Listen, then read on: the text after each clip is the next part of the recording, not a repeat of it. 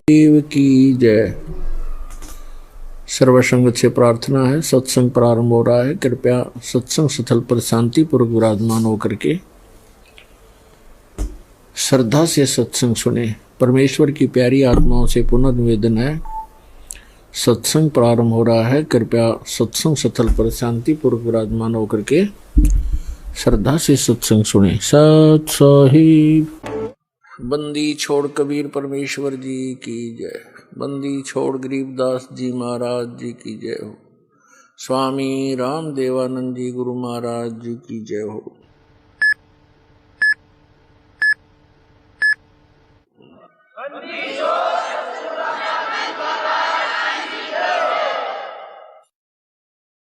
तो जल बूढ़त पकड़ो हाथा, अपने गुरु जी के प्रति ऐसी विनम्रता हो।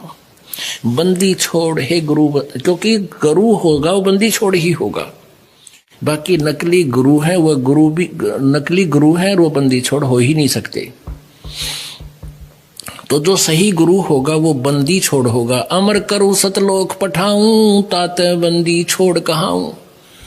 अमर करूं और काल की बंद से छुड़वा कर सतलोक ले जाऊं, इसलिए मैं बंदी छोड़। ग्रीब नमो नमो सतपुरुष को नमस्कार, गुरु की नहीं। सुर नर मुनि जन साधुआ, संतों सर्वस दी नहीं। सतगुरु साहेब संत सब डंडो तुम प्रणाम। आगे पीछे मध्य हुए तिनको जा कुर्बान। नराकार निर्विषम काल जाल भय व्यंजनम। निर्लेपम निज निर्गुणम अकल अनुपवेशोन्दुनम। सोहम सुरति समापतम सकल समाना निर्तलय। उज्ज्वल हिरंबर हरदमम बेपरवा अथाह। वार पार नहीं मदतम। ग्रीव जो सुमर सिद्ध होई, गणनायक गलताना। करो अनुग्रह सोई, पारस पद परवाना।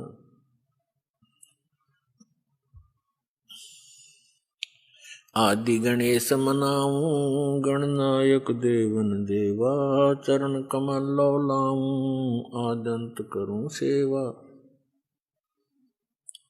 परम शक्ति संगीतम, रिद्धि सिद्धि दाता सोई। अवगत गुण अतीतम, सत्पुरुष निर्मोही। जगदम्बा जगदीशम, मंगल रूप मुरारी। तन मन अर्पों शीसम, भक्ति मुक्ति भंडारी। सुर नर मुनि जन जावे, ब्रह्मा विष्णु महेशा। शेष सहस मुख गावे, पूज्य आदि गणेशा। इंद्र कुबेर सरीखा, वरुण धर्म राय ध्यावे। समर्थ जीवन जी का, मन इच्छा फल पावे। 33 कोटि आधारा, ध्यावे शेष 88। उतरे बहु जल पारा, कट है यम की फांसी। 33 कोटि आधारा, ध्यावे शेष 88। उतरे बहु जल पारा, कट है यम की फांसी। कर जोरूं विनती करूं, धरूं चरण पर शीश। गुरु जी राम देवानंद जी महाराज ने, दियो नाम बख्शीश। कोटि कोटि सिजदा करूं, कोटि कोटि प्रणाम। चरण कमल में राखियो, मैं बांधी जाम गुलाम। कुत्ता हूँ गुरुदेव का, रामपाल दास का नाम। गले प्रेम की जेवड़ी, झांखे चोभा जाऊं मैं। तो करो तो बावड़ू, दूर दूर करो तो जाऊं, जो राखो तो ही रहूं, जो देवो सुख। परम पिता परमात्मा पूर्ण ब्रह्म सर्व सृष्टि रचनहार सबके मालिक कबीर परमेश्वर जी की असीम रजा से, असीम कृपा से आप चंद पुण्यात्माएं परमात्मा की महिमा सुनने के लिए उपस्थित हुए।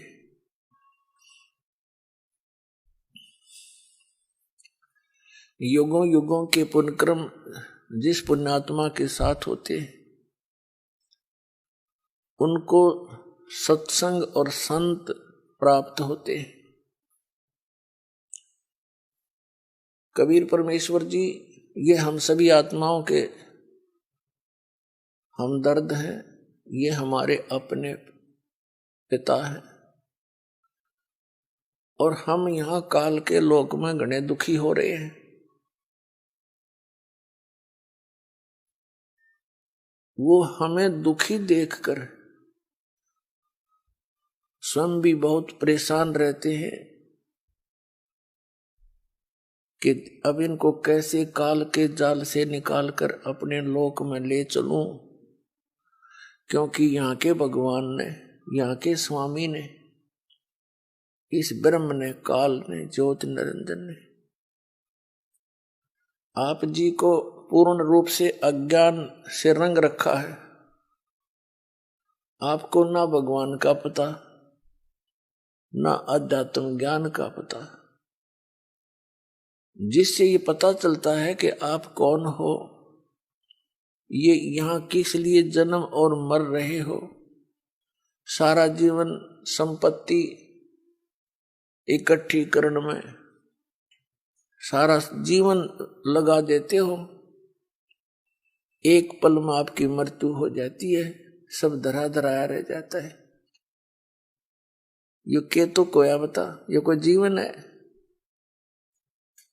हम इस सोच से जीते हैं कि हमारे बच्चे सुख से जी लेंगे, हम मकान बना चले, और बच्चों का क्या पता वो कितने दिन रहेंगे उस मकान में।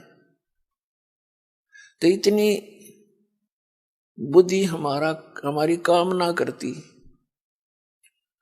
और यदि हम सोच भी लें तो फिर कोई विकल्प नहीं नजर आवत था कि इसका विकल्प क्या है। अब परमेश्वर ने इसका विकल्प आपके समक्ष खड़ा कर दिया।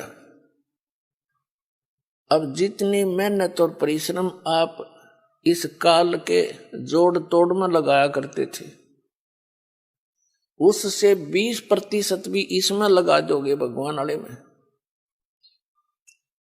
तो भी आपका सदा का छुटकारा हो जाएगा जन्म और मरण से। आप सदा सुखी हो जाओगे, आपको यहां भी सुख मिलेगा। तो इसके ज्ञान होने से ही हम इस संसारिक कर्मों से उल्टे हटेंगे और भगवान की तरफ ज्यादा बढ़ेंगे।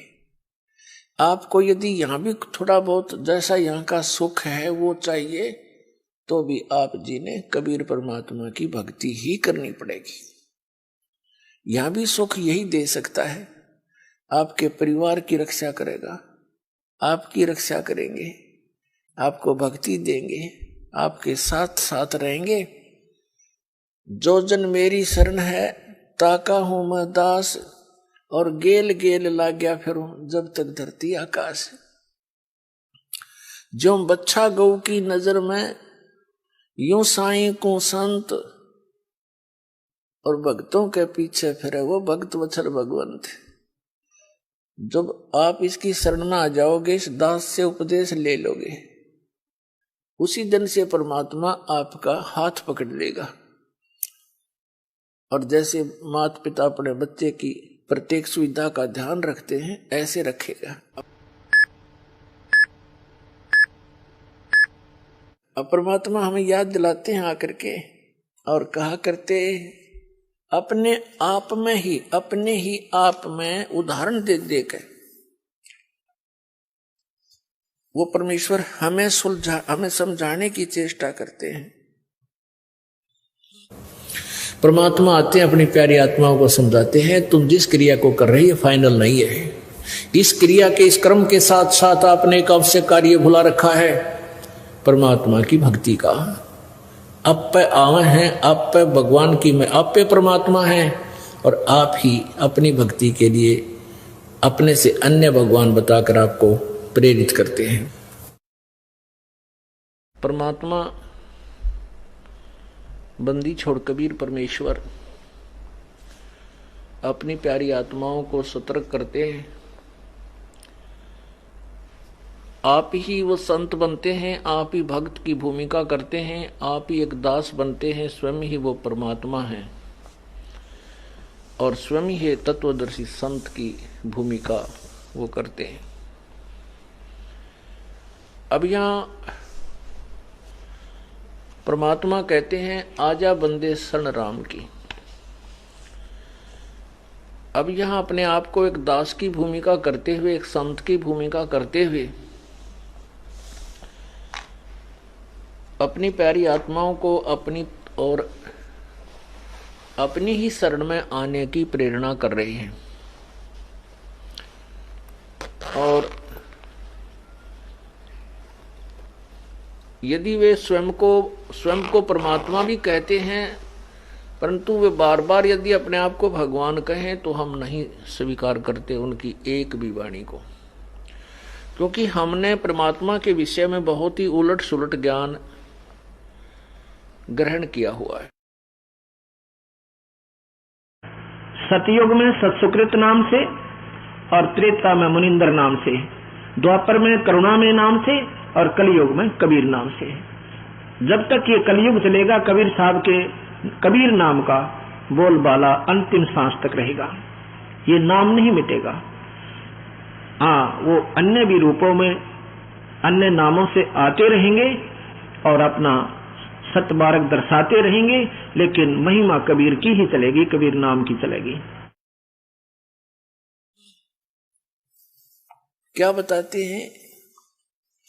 मानत ना मन मोरा साधो, मानत ना मन मोरा रे, बार बार मैं ये समझाऊं जग में जीवन थोड़ा रे, बार बार मैं ये समझाऊं जग में जीवन थोड़ा रे। मानत ना मन मोरा साधो, मानत ना मन मोरा रे, बार बार मैं ये समझाऊं जग में जीवन थोड़ा रे, बार बार मैं ये समझाऊं जग में जीवन थोड़ा रे। इस काया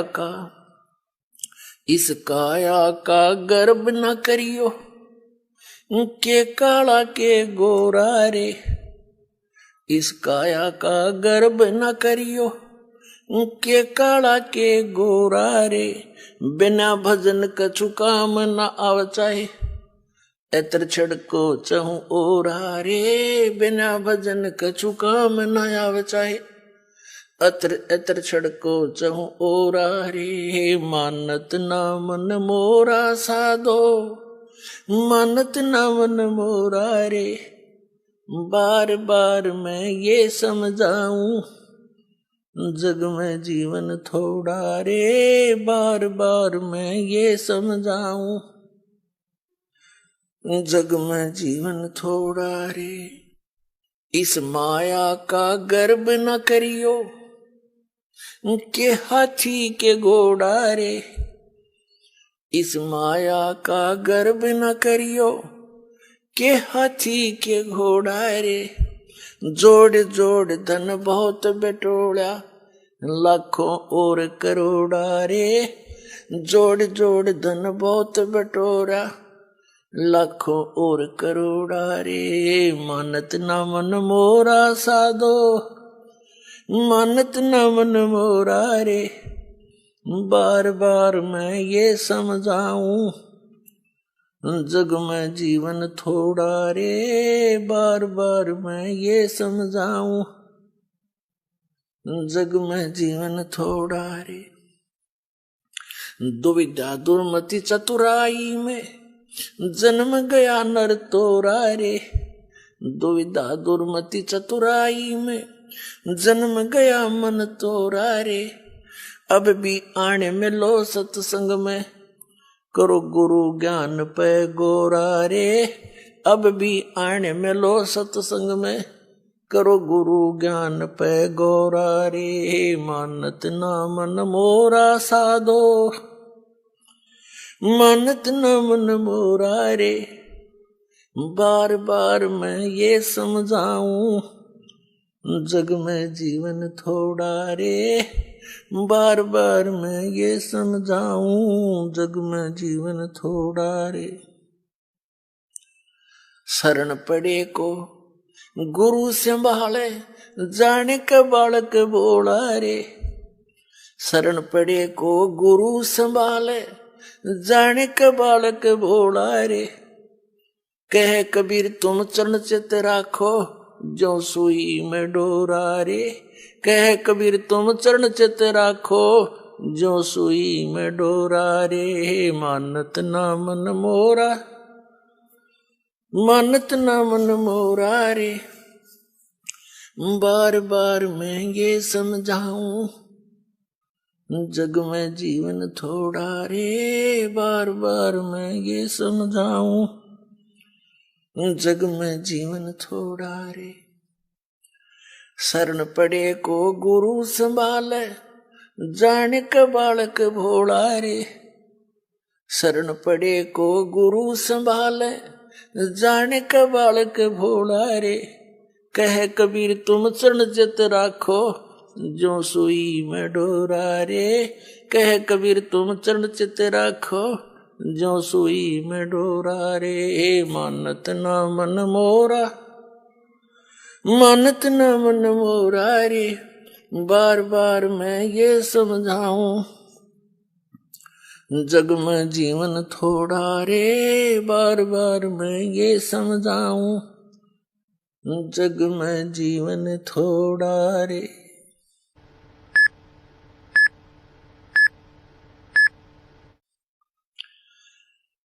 अपनात्माओं, परमात्मा कबीर जी आपके लिए भटक रहे हैं, क्योंकि आप जी को तो नशा करा दिया इस काल ने, भांग पिया दिया झूठे रंग की, या झूठे सुख की भांग पिला दी। और आप इसमें इतने मदहोश हो गए, राम भूल गए, अपना गाम भूल गए, कहां से तुम आए थे। पुण्यात्माओं, ये ज्ञान परमात्मा स्वयं आकर ही हमें बताते हैं। और यदि वो परमात्मा स्वयं आकर के अपना ज्ञान प्रचार ना करे तो ये काल हमें कोई रास्ता नहीं देता। और इसी व्यवस्था में ये जीवन है यहाँ पर जीव का। किसी का बेटा मर गया, किसी की बेटी मर गई, कोई डाका मार गया, कोई चोरी कर रहा है, किसी की टांग कट गई, कोई लट्ठम लट्ठा, कोई मुकदमेबाजी। कोई प्राणी चैन से नहीं है। यहाँ एक रंग से लेकर राजा तक भी जीव को सुख नहीं। फिर क्या जीवन है ये? लेकिन ये आपकी पुनिशमेंट प्लेस है, यो आपकी सजा का स्थान है ये। और इसको आपने यहाँ फाइनल मान लिया तो जब तक इस जेल से निकलने का कोई साधन नहीं प्राप्त था तब तक तो व्यवस्था थी, अपनी मजबूरी थी। अब इस कैद से निकलने का अब ये तरीका बता दिया भगवान ने। इस परमेश्वर कबीर जी की शरण में आओ, दास के माध्यम से दीक्षा लो और फिर परमात्मा आपका साथी होगा। कहते हैं कर ले गुरु वकील मुकदमा भारी है, कर लो गुरु वकील मुकदमा भारी है। तो इब गुरु आपका वकील बनेगा इस जेल से आपकी मुक्त कराने के लिए। तो पुण्यात्माओं, सत्संग सुनने से आत्मा में एक प्रबल शक्ति आती है, एक जागृति आती है। इसको एक विशेष प्रेरणा होती है कि सचमुच ये कर क्या रहे हैं हम। ठीक है, कुछ हमारी मजबूरियां हैं क्योंकि हम विवश हैं। अब इस व्यवस्था के कारण हम सब कुछ जान भी लें और फिर भी कोई दाल नहीं गलती हमारी, क्योंकि जब तक समर्थ शक्ति साथ नहीं होगी हम इस दलदल से निकल नहीं सकते। चाहे कोई दलदल में धंस गया, उसको मालूम पड़ गया, चाहे पहले नशे में गिर गया, नशा उतरने के बाद उसको पता भी चल गया कि मैं तो इतना दलदल में हूं और जितना हाथ पैर मारता हूं नीचे को जा रहा हूं, तो उस ज्ञान से कोई लाभ नहीं हुआ। उसको निकालने वाला बाहर चाहिए, दलदल से बाहर, और उसके बांध कर रस्सा घसीट के बाहर डाले। तो आप और हमारे साथ भगवान ऐसे करेंगे। पहले आपका नशा उतारेंगे कि तुम कहाँ बैठे हो, क्या कर रहे हो सारा जीवन, और उद्देश्य क्या था इस मनुष्य जीवन का, और फिर ये सतनाम का रस्सा आपका बांधेंगे काखा के नीचे, और फिर घसीटेंगे आपको, इसे बाहर निकालेंगे धीरे धीरे। ऐसे निकालना पड़ेगा कहीं आपको दुख भी ना हो, और सतलोक जाकर बैठा देंगे आपको। तो वहां जाने के बाद पता चलेगा सचमुच हम सतलोक आ गए। ऐसी दया बख्शेंगे आपके ऊपर यदि आप ऐसे भक्ति करते रहे। और वो धर्मराज के दरबार में, यानी यहाँ के न्यायाधीश के दरबार में जाकर आपकी वहां पर वकालत करेगा। उस धर्मराज को वो सारे विधान दिखावेगा कि ये है आपका विधान। श्रीमद् भगवत गीता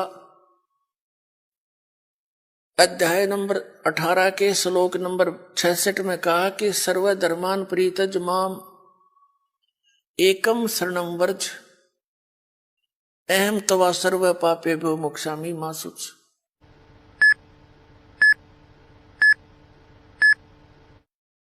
इस दास के रूप में परमात्मा वहां खड़े मिलेंगे आपको तिरकुटी के ऊपर, और वहां से फिर आपको साथ लेकर जाएंगे उस धर्मराज के दरबार में, न्यायाधीश के, चीफ जस्टिस के दरबार में। ये परमात्मा वर्तमान में इस दास के रूप में विराजमान है।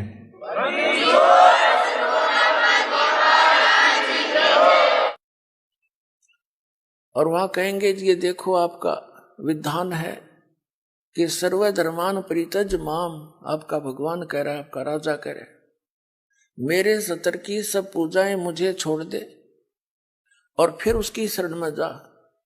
आप इसका अकाउंट लो, आपके सतर की जो साधना इसने की है उसको जमा करो, इसको बरी करो। जैसे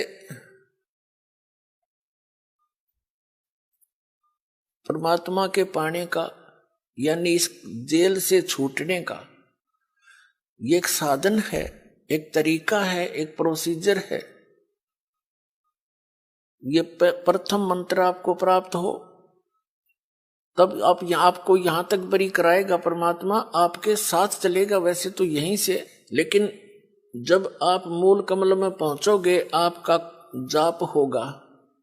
ये प्रथम मंत्र में जो आप जाप करते हो मूल कमल का किलियम, तो वो परमात्मा आपसे पहले यहां तक तो आपको क्लियर कराए पाओगा, आपका डेबिट क्रेडिट साफ करके, और आपके वहां अकाउंट यहां तक तो ऑटोमेटिकली आप साफ मिलोगे।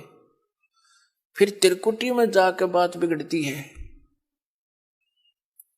वहां एक बहुत बड़ा मेला भरता है, वहां पर बहुत भयंकर स्थान है वो अनजान व्यक्ति के लिए।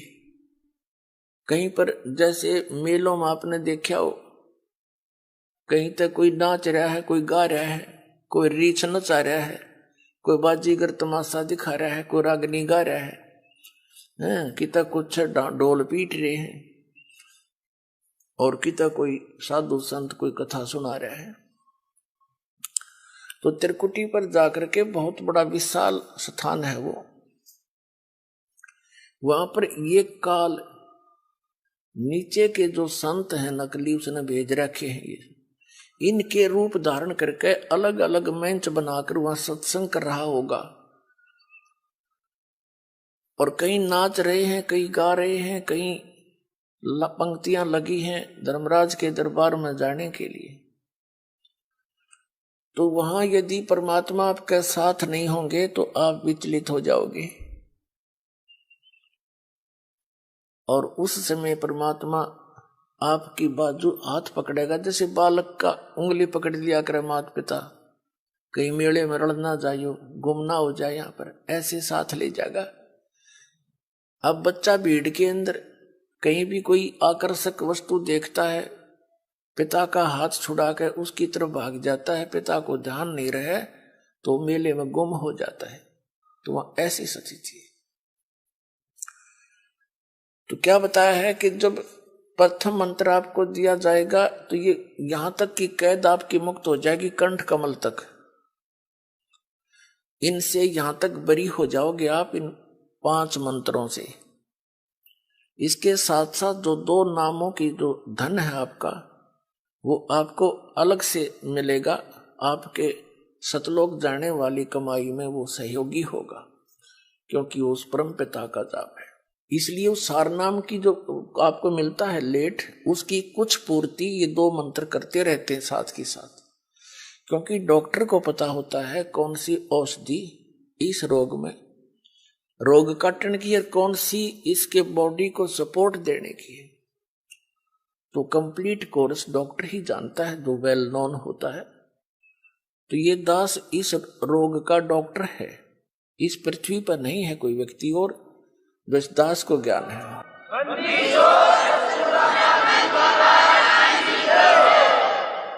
जब आप त्रिकुटी पर पहुंचोगे तो वहां आपको इस दास के रूप में परमात्मा मिलेंगे।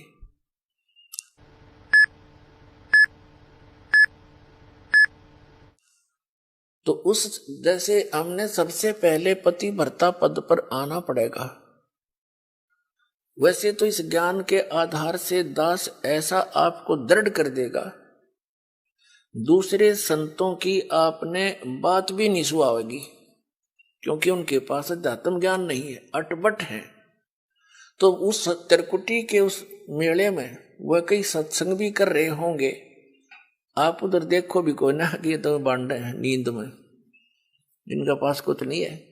ऐसी भावना जैसी आपकी यहां भावना है, जैसे विचार है, तो वहां ऐसा ही होगा जैसे स्वप्न में जैसे विचार हैं, जैसे आपकी क्रियाएं हैं, तो स्वप्न में भी वही कई बार क्रियावान हो जाती है, ऐसा वहां रहेगा। वही व्यक्ति विचलित होगा जो गुरुदेव से प्यार नहीं करता, जो गुरुदेव पर पूर्ण आश्रित नहीं है। जैसे आप सत्संग में आते हो, यहाँ भी एक दूसरे से यारी जोड़न में लागे रहते हो, तो फिर वो भी आपको हानि कर जाए, क्योंकि काल वहां पर हो सकता है आपके किसी यहाँ बने हुए मित्र के रूप में खड़ा हो जाए और आप उसके साथ साथ उस दूसरे स्थान पर जा पहुंचो।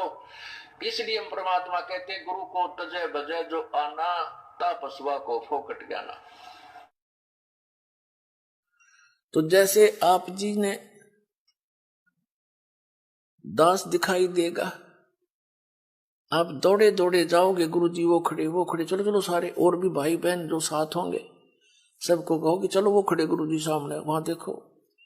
जैसे अब आपका भाव बना है, वैसे तो स्वभाव है साथ श्रद्धालु का, ये नकली गुरु भी दिखाई देते हैं, उनके ऊपर भी ऐसे झूम जाते, एक हीरो हीरोइन दिख जाती है तो वहां भी झूम जाते। ये तो स्वभाव है इस मन का, इस जीव का। लेकिन अब इस स्वभाव को हमने सदुपयोग करना है, ठीक ठिकाने करना है इस भाव को, गलत ठिकाने से हम यही फंसे रह जाते। तो फिर परमात्मा आपको इस 2 अक्षर के मंत्र का अकाउंट कराओगा वहां वकील बनके, और इनके जैसे दास आपको यहां दिखाता है ना, इसमें ये लिखा, इसमें ये लिखा, इसमें ये लिखा, तो कानून की किताब है ये यहाँ ये परमात्मा की। तो ये दास के रूप में भगवान उस न्यायाधीश को दिखाएगा, देखो आपका विधान है, सर्वधर्मान परित्यज माम एकम शरणम व्रज, और आपका मंत्र है आपके यहाँ के भगवान का, 8वें अध्याय के 13वें श्लोक में गीता जी में ओम इति एकाक्षरम ब्रह्म व्यवहार माम अनुसमरण यह प्रियाति तन देव सयाति परमाम गति। ओम से मिलने वाली जो साधना है आपके ब्रह्म की, ये ओम मंत्र है, ये इसने जाप किया है, इसकी मजदूरी है, ये अपना इसका नोट करो। फिर ये 500 यज्ञ जो आप यहां करते हैं, इन 500 यज्ञ का अकाउंट भी इसी को देना होगा। वो सारे के सारे तैयार करके कागज तैयार रखेगा भगवान, उसके दरबार में जमा करा देगा। फिर कहेगा कि ये ओम नाम का जाप आपकी कमाई है, रुको, बाकी इसका अकाउंट क्लियर करो। 2 मिनट में साफ मिलेगा आपका।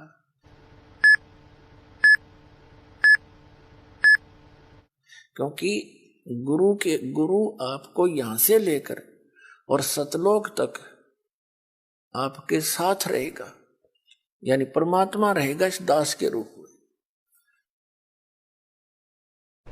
इसी प्रकार ये भक्ति आध्यात्मिक परमात्मा प्राप्ति रूपी जो प्रश्न है, ये इक्वेशन है, ये क्वेश्चन है, इसको हल करने के लिए, इसको सोल्व करने के लिए आपने इस दास को भगवान मानना पड़ेगा। तब आपकी आध्यात्मिक क्रियाएं सफल होंगी।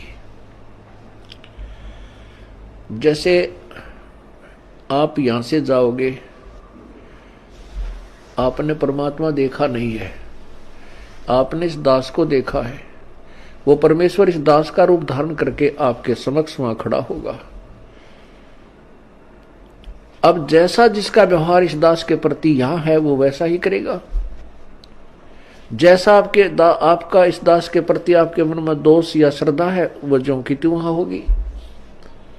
जब आपकी वहां एक बार फिर जो है पछोड़ लाओगा परमात्मा, आपके पास भक्ति धन भी है, आपके अंदर गुरु जी के प्रति वह श्रद्धा नहीं है जितनी भगवान के प्रति होनी चाहिए, तो भी आप वहां से रिजेक्टेड हो जाओगे।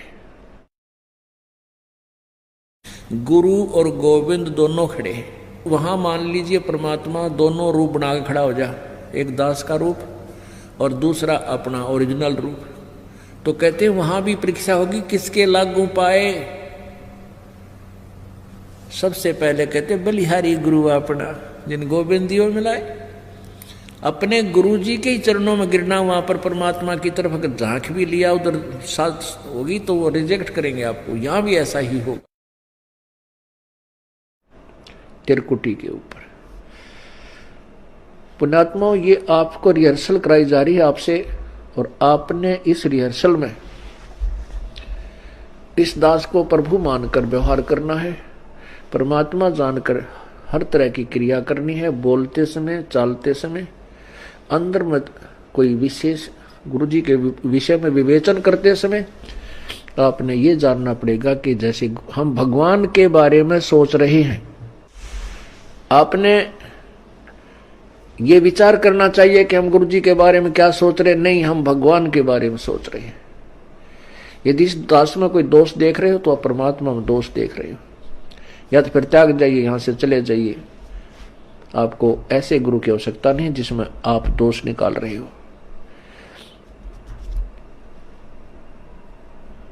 हम इसी प्रकार परमात्मा को प्राप्त कर सकते हैं। गुरु मानुष कर जानते ते नर कहिए अंधे, ओवे दुखी संसार में आग काल के फंद। अब क्या बताते हैं कि इस काया का गर्भ न करियो, के काला के गोरा रे, और बिना वजन कुछ काम नहीं आवचे, इसके एतर छिड़को चारों ओर रे। यह तो माटी है, और इससे ये जीव निकलने के बाद इसको 2 दिन रख के दिखा दो घर में, इसमें कीड़े चल पड़े। ऐसा बेकार शरीर है ये। कबीर साहब कहते हैं, गर्भ ना करे रे गंवारा, यो जोबन और तेरा धन, ये जवानी और ये धन, ये तो मेहमान है दिनचारा। फिर बताते हैं, पशु के चाम की त जूते बन जा, नौबत और नगाड़ा, और नरदे ही कुछ काम ना आवे, जड़बुझ हो जा छारा। यानी राख हो जाती जलकर। या तो उस काम भी ना हो, जूते बन जा, कोई नगारा बन जा, या कोई और काम आ सकते। ये तो केवल एक का काम आ सके, भगवान पाने के लिए। तो फिर क्या बताते हैं, इस काया का गर्भ न करियो के काला के गोरा रे।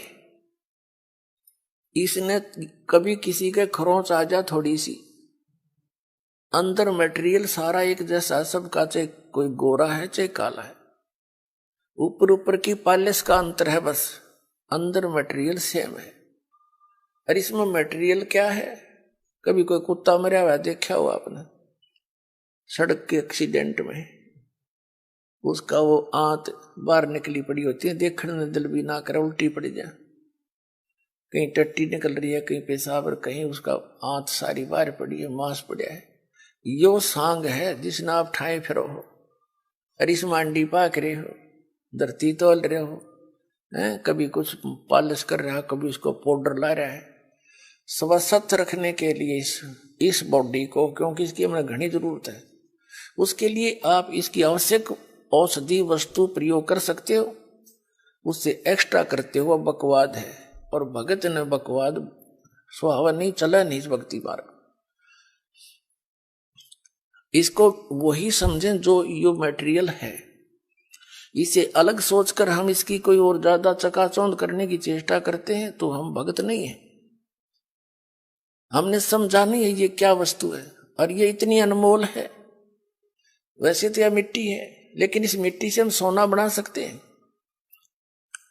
मोक्ष रूपी सोना, और इसके अतिरिक्त वो हो नहीं सकता।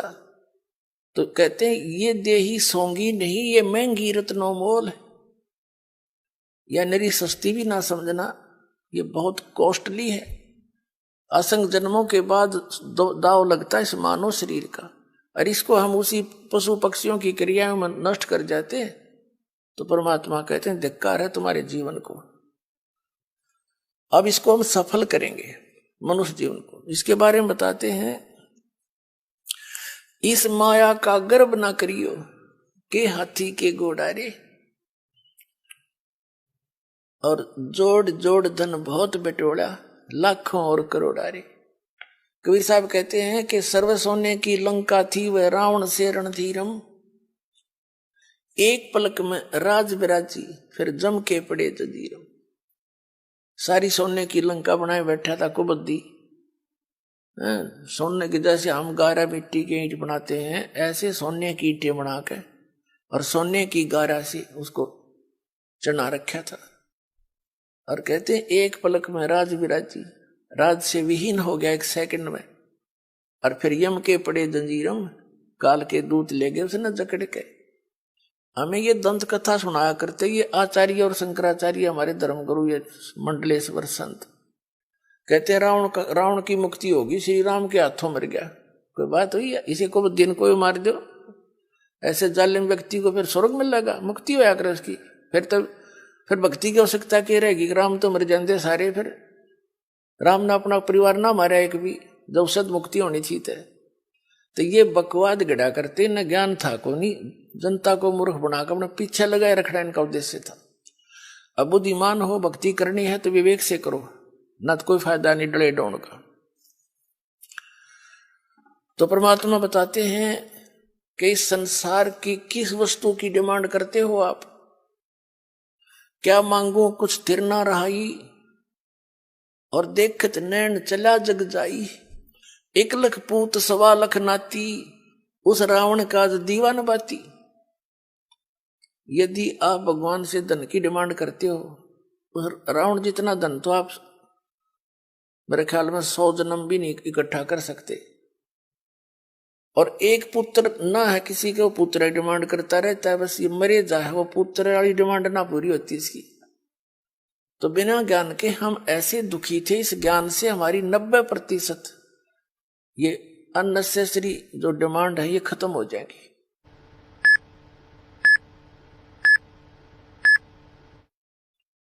और फिर भी आपको किसी चीज की आवश्यकता है तो भगवान दूर नहीं है, वो वस्तु देगा जो आपके भक्ति में बाधक ना हो। जैसे डॉक्टर है, डॉक्टर रोगी को वही चीज अलाउड करेगा खाने के लिए जो उसके रोग में सहयोगी हो, बाधक ना हो। तो डॉक्टर नहीं है, उसने नो क्या कुछ खा ले, बता कोई बात है। ब्लड प्रेशर का मरीज और उसने घी खवावे और वो घी खाना चाहता है और डॉक्टर क्या खा ले, तो डॉक्टर नहीं है, वो तो दुश्मन है उसका।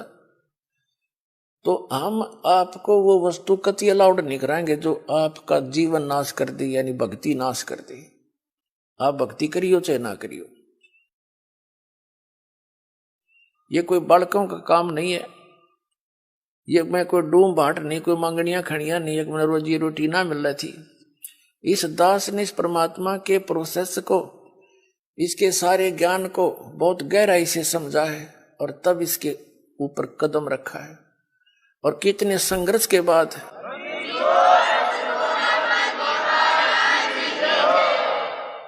ये दास जूनियर इंजीनियर सिविल हरियाणा में नौकरी करता था, इरिगेशन डिपार्टमेंट। जब से ये ज्ञान हुआ, एक नारी तड़प बनी और ये सोचा करता था कि भगवान ये सभी मेरे जैसे दुखी हैं, सभी परमात्मा के लिए भटक रहे हैं। कोई सालासर जाता है, कोई वैष्णो देवी, कोई अमरनाथ के इतनी भयंकर पहाड़ियों पर चढ़ जाता है, वहां मर भी जाते हैं, बर्फीले तूफानों से फिर भी जाते हैं, अगले दूसरे हिचकते नहीं। और ये ज्ञान यदि आपके बच्चों तक पहुंच जाए, भक्ति ते न करनी है तो या अच्छी भक्ति करेंगे तो काम आओगे, तो डरे ढोरे। और कुछ फिर ये हुआ था कि असंग जन्म हो गया, हमने ये नौकरी करते हैं कि तो बालक पैदा करके न पालते पोसते, राजा भी बन दिए, परमात्मा का विधान बताता है, फिर गधे भी बन गए। तो ये सोचा था दास ने कि भगवान दया करे, उसका प्रचार करूं। जब तक आदेश नहीं था नाम का, तो भक्तों से मिलता था, अपने मित्रों से, रिश्तेदारों से, घर वालों से, सबको कहता कहवाता, और जो समझ जाता नाम दिलवाता था अपने पूज्य गुरुदेव जी से। फिर और मन में ये सोचा करता कि इस नौकरी ने छोड़ छाड़ के अपनी तो भक्ति करूं, इसमें तो सारा दिन सिर दर्द रहता है। लेकिन वो भी हमारी अपनी बालक वाली सोच थी। लेकिन परमात्मा का ज्ञान तो ये कहता है कि डेरे डंडे खुश रहो, खुश रे लेना मोक्ष, ध्रुव प्रहलाद भी पार हो गए, फिर गृहस्थी में के दोष। तो फिर दिल सा डटे था।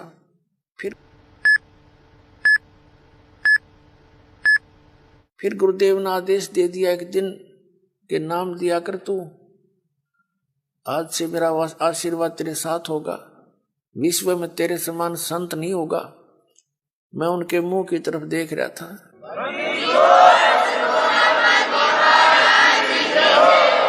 क्योंकि अपनी औकात से जीव खूब परिचित होता है, मानने चाहे ना मानने। मुझे अपनी स्थिति का पता था कि जितना वजन इन्होंने दास पर रख दिया इस योग्य नहीं है। फिर भी मेर है उनकी, गुरु मेर करें तो कागज हंस बना दे। तो उन्होंने कहा तेरे साथ रहूंगा, चिंता मत करना। और आज से सभी जितने उनके शिष्य थे सबसे कह दिया था कि आज के बाद मैं तुम्हारा गुरु नहीं हूं, आज से दोबारा इससे उपदेश ले लो और इसको गुरु बनाओ, इससे तुम्हारा मोक्ष होगा। अब यह बात भी नहीं हमारे गले उतरे थी कि उन तो मौज है उनकी।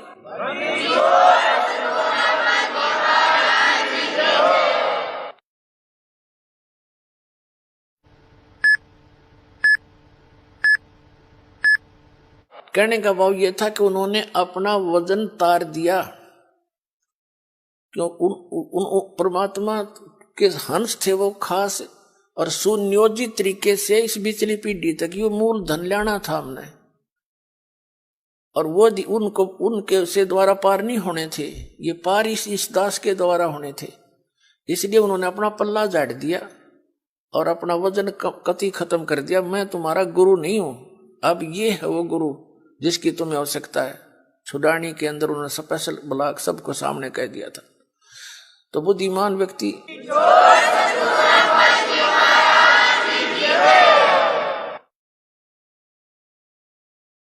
तो पहले तो यूं था भी चलो परमात्मा का भी दान है, भक्ति भी करेंगे, अपने बच्चा में भी रहेंगे। फिर मन में उमंग उठी कि भगवान ही बाप के गुण गाऊंगा, आदेश दे दिया नौकरी भी छोड़ दूंगा। क्यों? एक का काम होगा, नौकरी भगवान की सच्ची सरकार की कर ले चाहे नकली की कर ले, एक का बनेगी, इतना वजन हो पीछे। तो फिर ये पाठ सत्संग की अधिकता होगी। सन 1995 में दास ने सर्विस त्याग दी।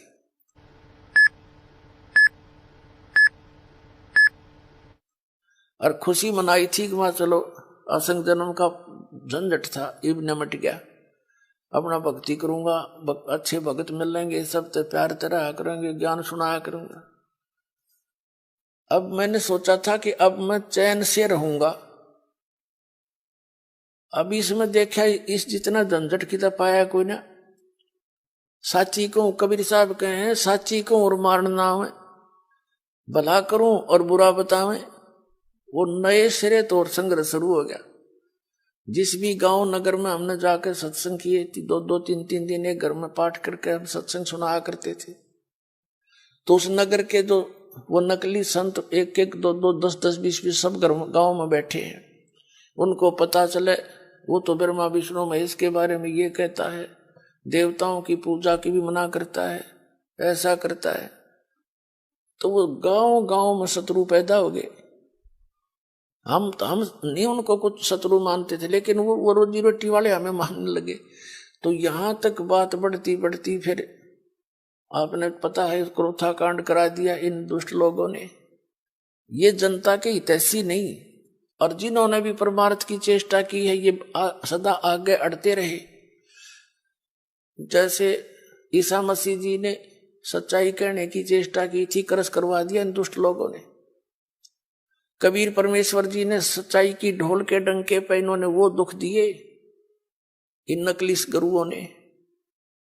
कलेजा मुंह को आता, पर भगवान की जब लीला पढ़ता है ये दास पढ़ी नहीं जाती है। आपके लिए भटक रहे हो, और इस दास के लिए क्या हुआ आपको पता नहीं। दास तो खूब गहराई से निकला, या मेरे साथ जो भक्त रहे हैं उनको पता है कितने संघर्ष से ये ज्ञान ऊपर को आया है, लेकिन सारा कबीर साहब का ही रहा है। तो दास ने ये सोचा था कि इसमें चैन से रहूंगा, इस जितना दुख तक इतना भी ना पाया। लेकिन अब ये दुख एक बार दास ने हो लिया। कुछ भगत हमारे साथ थे, उन्हें जेल तक जाना पड़ गया इस परमार्थ के लिए। इसी जेल तक 100 मिलो हमने, जो भगवान के बच्चे उभर जाए, जनता का कल्याण हो जावे।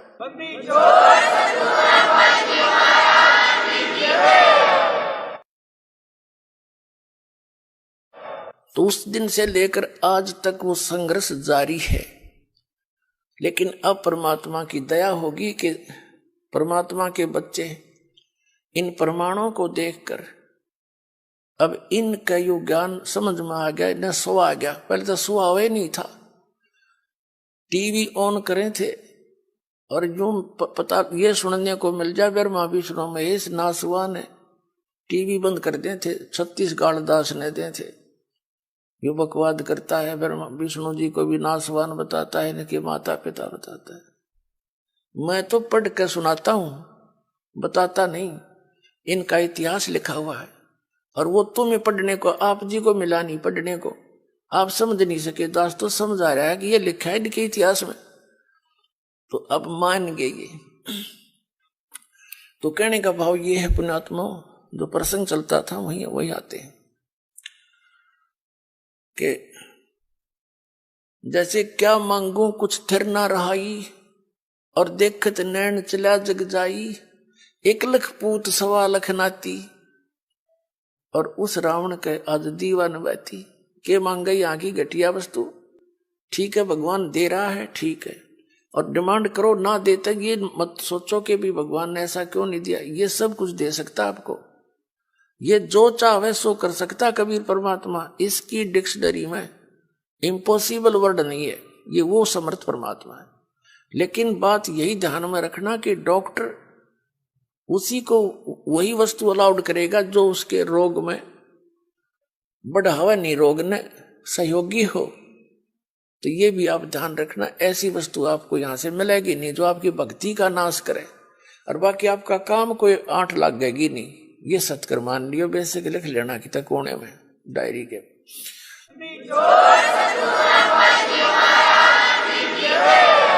तो क्या बताते हैं कि दुविधा चतुराई, दुविधा दुर्मति चतुराई में जन्म गया नर तोरा रे, और अब भी आन मिलो सत्संग में, और करो गुरु ज्ञान पे गौरा रे, यानी गौर करो इसमें, गड़े ध्यान से विचार करो जो गुरु जी ज्ञान बताते हैं। फिर बताते हैं कि शरण पड़े को गुरु संभाले, जान के बालक भोला रे, और कहे कबीर तुम चरण चित राखो, ज्यों सुई में डोरा रे। जैसे सुई में धागा डाल देते हैं और नीचे गांठ लगा देते हैं, धागा उस सुई का लटकता रहता है, उसके ऐसे चिपटा रहता है, उसे दूर नहीं हो सकता, उसको साथ साथ ले जाएंगे, साथ लटकता जाएगा। कहते हैं शरण पड़े को गुरु संभाले, जान का बालक भोला रे। पुणात्मा जैसे जितने भी दास ने बहुत इतिहास दिखाए नकली ऋषि में, ऋषियों के संतों के, सभी का विधान है कि जो कर्म में भाग में लिखा है वो तो आपने भोगना ही पड़ेगा। भाग्य में जो लिखा है उसको प्रारब्ध कहते हैं, प्रारब्ध। अब प्रारब्ध में हमने जो दुख भोगने पड़ेंगे, फिर भक्ति की आवश्यकता क्या है? कौन करेगा भक्ति? एक दो चोटी सी लाग जब आदमी फूक देगा ठाके सारी मूर्तियां नरुन फोटुआ ने, तो क्या कैसे भक्ति कर सकता है? दिल टूट जाता प्राणी का। भक्ति करने की उत्साह तभी बनता है जब आदमी आने वाली आपदा का पता लग जाता कि ऐसा होना था, और फिर एकदम परमात्मा उस बला को टाल देगा आपकी, और आपको महसूस भी होगा सचमुच आज शरण में ना होते थे, बिजली गिर गई थी। तो फिर दूनी रुचि बनेगी भक्ति में। तो क्या बताते हैं कि जब तक आप गुरु की शरण में नहीं आते तो तब तक आप बालक थे, भोले बालक थे। और छोटा बच्चा अबोधपने में जैसे पालने में लेटा है बच्चा, बेटा या बेटी, और टट्टी पेशाब कर दिया कपड़ों में ही, और हाथ पैर मार के सारे कपड़े भी खराब, पैर पूर भी लथेड़ लिया लपट के टट्टी में, और फिर रोने लगता है, तो माता समझ जाती है कि इसने कोई भूख लगी होगी। वो जाती है उसको संभालने के लिए, तो क्या देखती है? सारे कपड़े भी खराब कर रखे, टट्टी भी कर रखी, पेशाब भी कर रखे। तो उसने बालक बुरा नहीं लगता, उसको पता है, इसने पता को नहीं, ज्ञान है माँ ने कि इसको पता नहीं, बालक से उसको ऊपर कोई दोष नहीं, कोई क्रोध नहीं करती। उन्हें उठावेगी, धोवेगी, मांजेगी खूब अच्छी तरह, कपड़े धोकर सुखावेगी, नए पर आवेगी, और छाती के लावेगी, फिर लाड करेगी, दूध पिलावेगी। तो आज जब तक इस शरण में नहीं आते परमात्मा कबीर जी की में, आप ऐसे बच्चे हो, और अनजानपने में ना जाने कितनी गलती करके आप कति छट गए, उसमें लथड़े पड़े हो। लेकिन कहते हैं शरण पड़े को गुरु संभाले, और जान का बालक भोला रे, कहे कबीर तुम चरण चित राखो, ज्यों सुई में डोरा रे। आपका इतना काम है।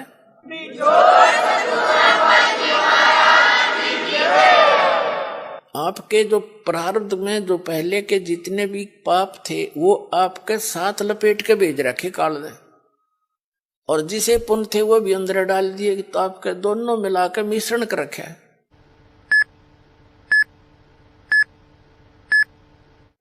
तो अब परमात्मा आपके उन पापों को धोएगा सारा ने, और फिर आपको समझ कर लेगा, और समझ करके फिर सीने का लगाओगा, और सतलोक में ले जाकर दूध पियावेगा, यानी वहां सदा सुखी कर देगा आपको।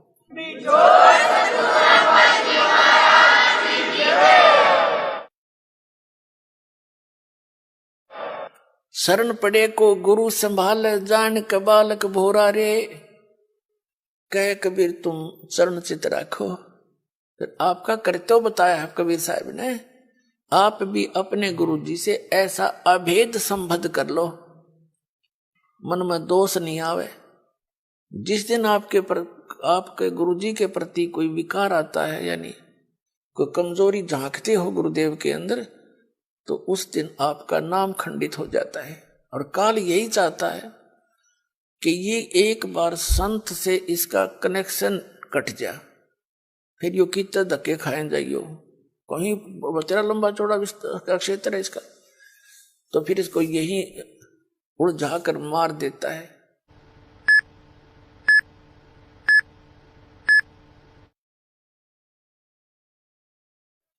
तो परमात्मा कहते हैं द्वार धनी के पड़ा रहे, धक्के धनी के खावे, 100 काल जगजोल ही पर द्वार छोड़ नहीं जावे। एक ये फाइनल फार्मूला है इस भक्ति मार्ग में।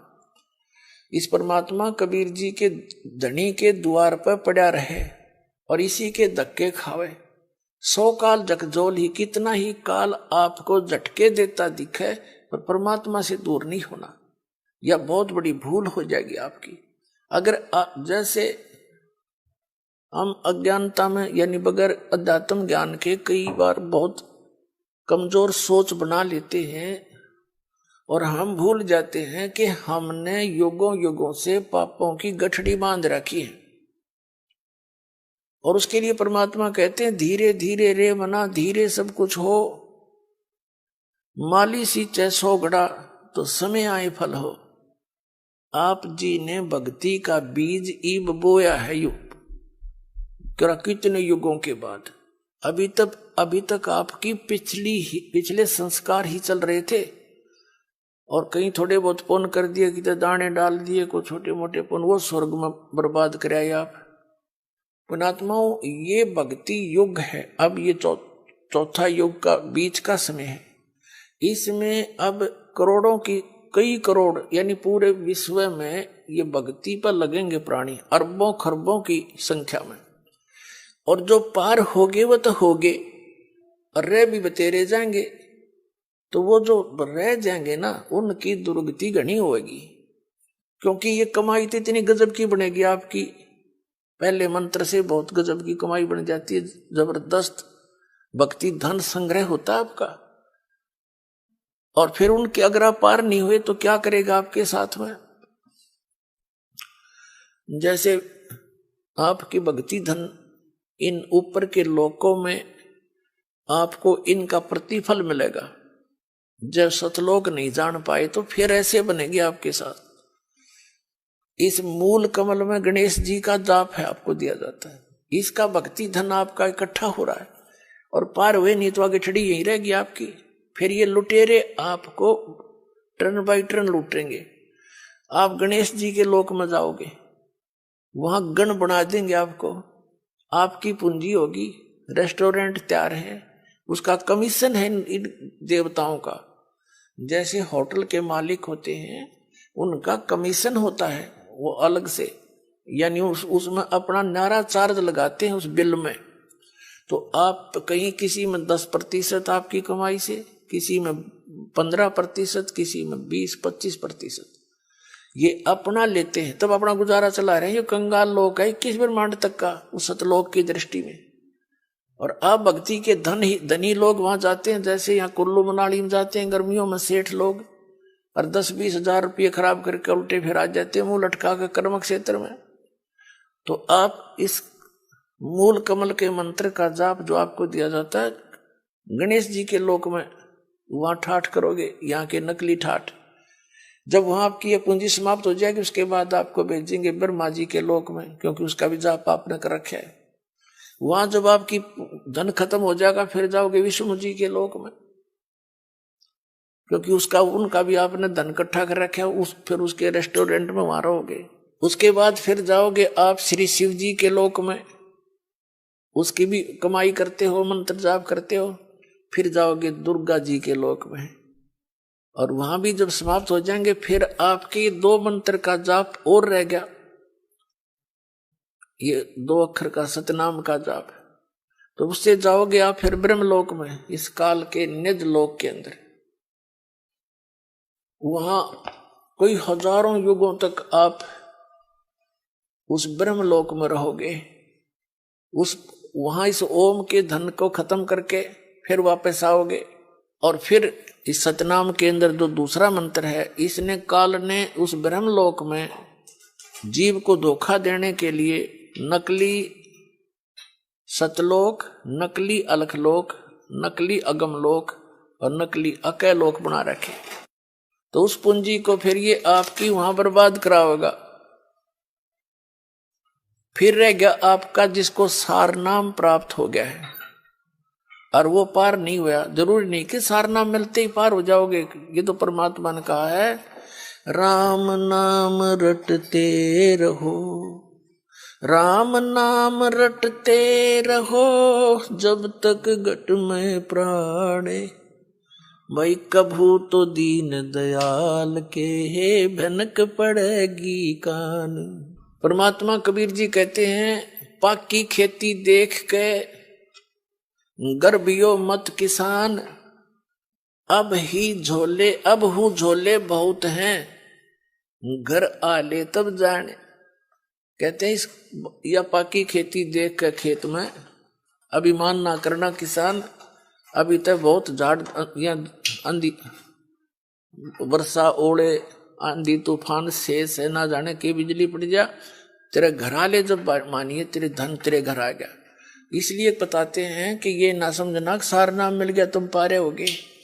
सार नाम की कमाई और मर्यादा में अंतिम श्वास तक करते हुए और एक विशेष कसक बनाओ सतलोक में जान की, तब वहां जाओगे जहां आशा तांबासा हुई, मन कर्म वचन सुमरियो सोई। अब जो सार नाम जिसको प्राप्त हो गया,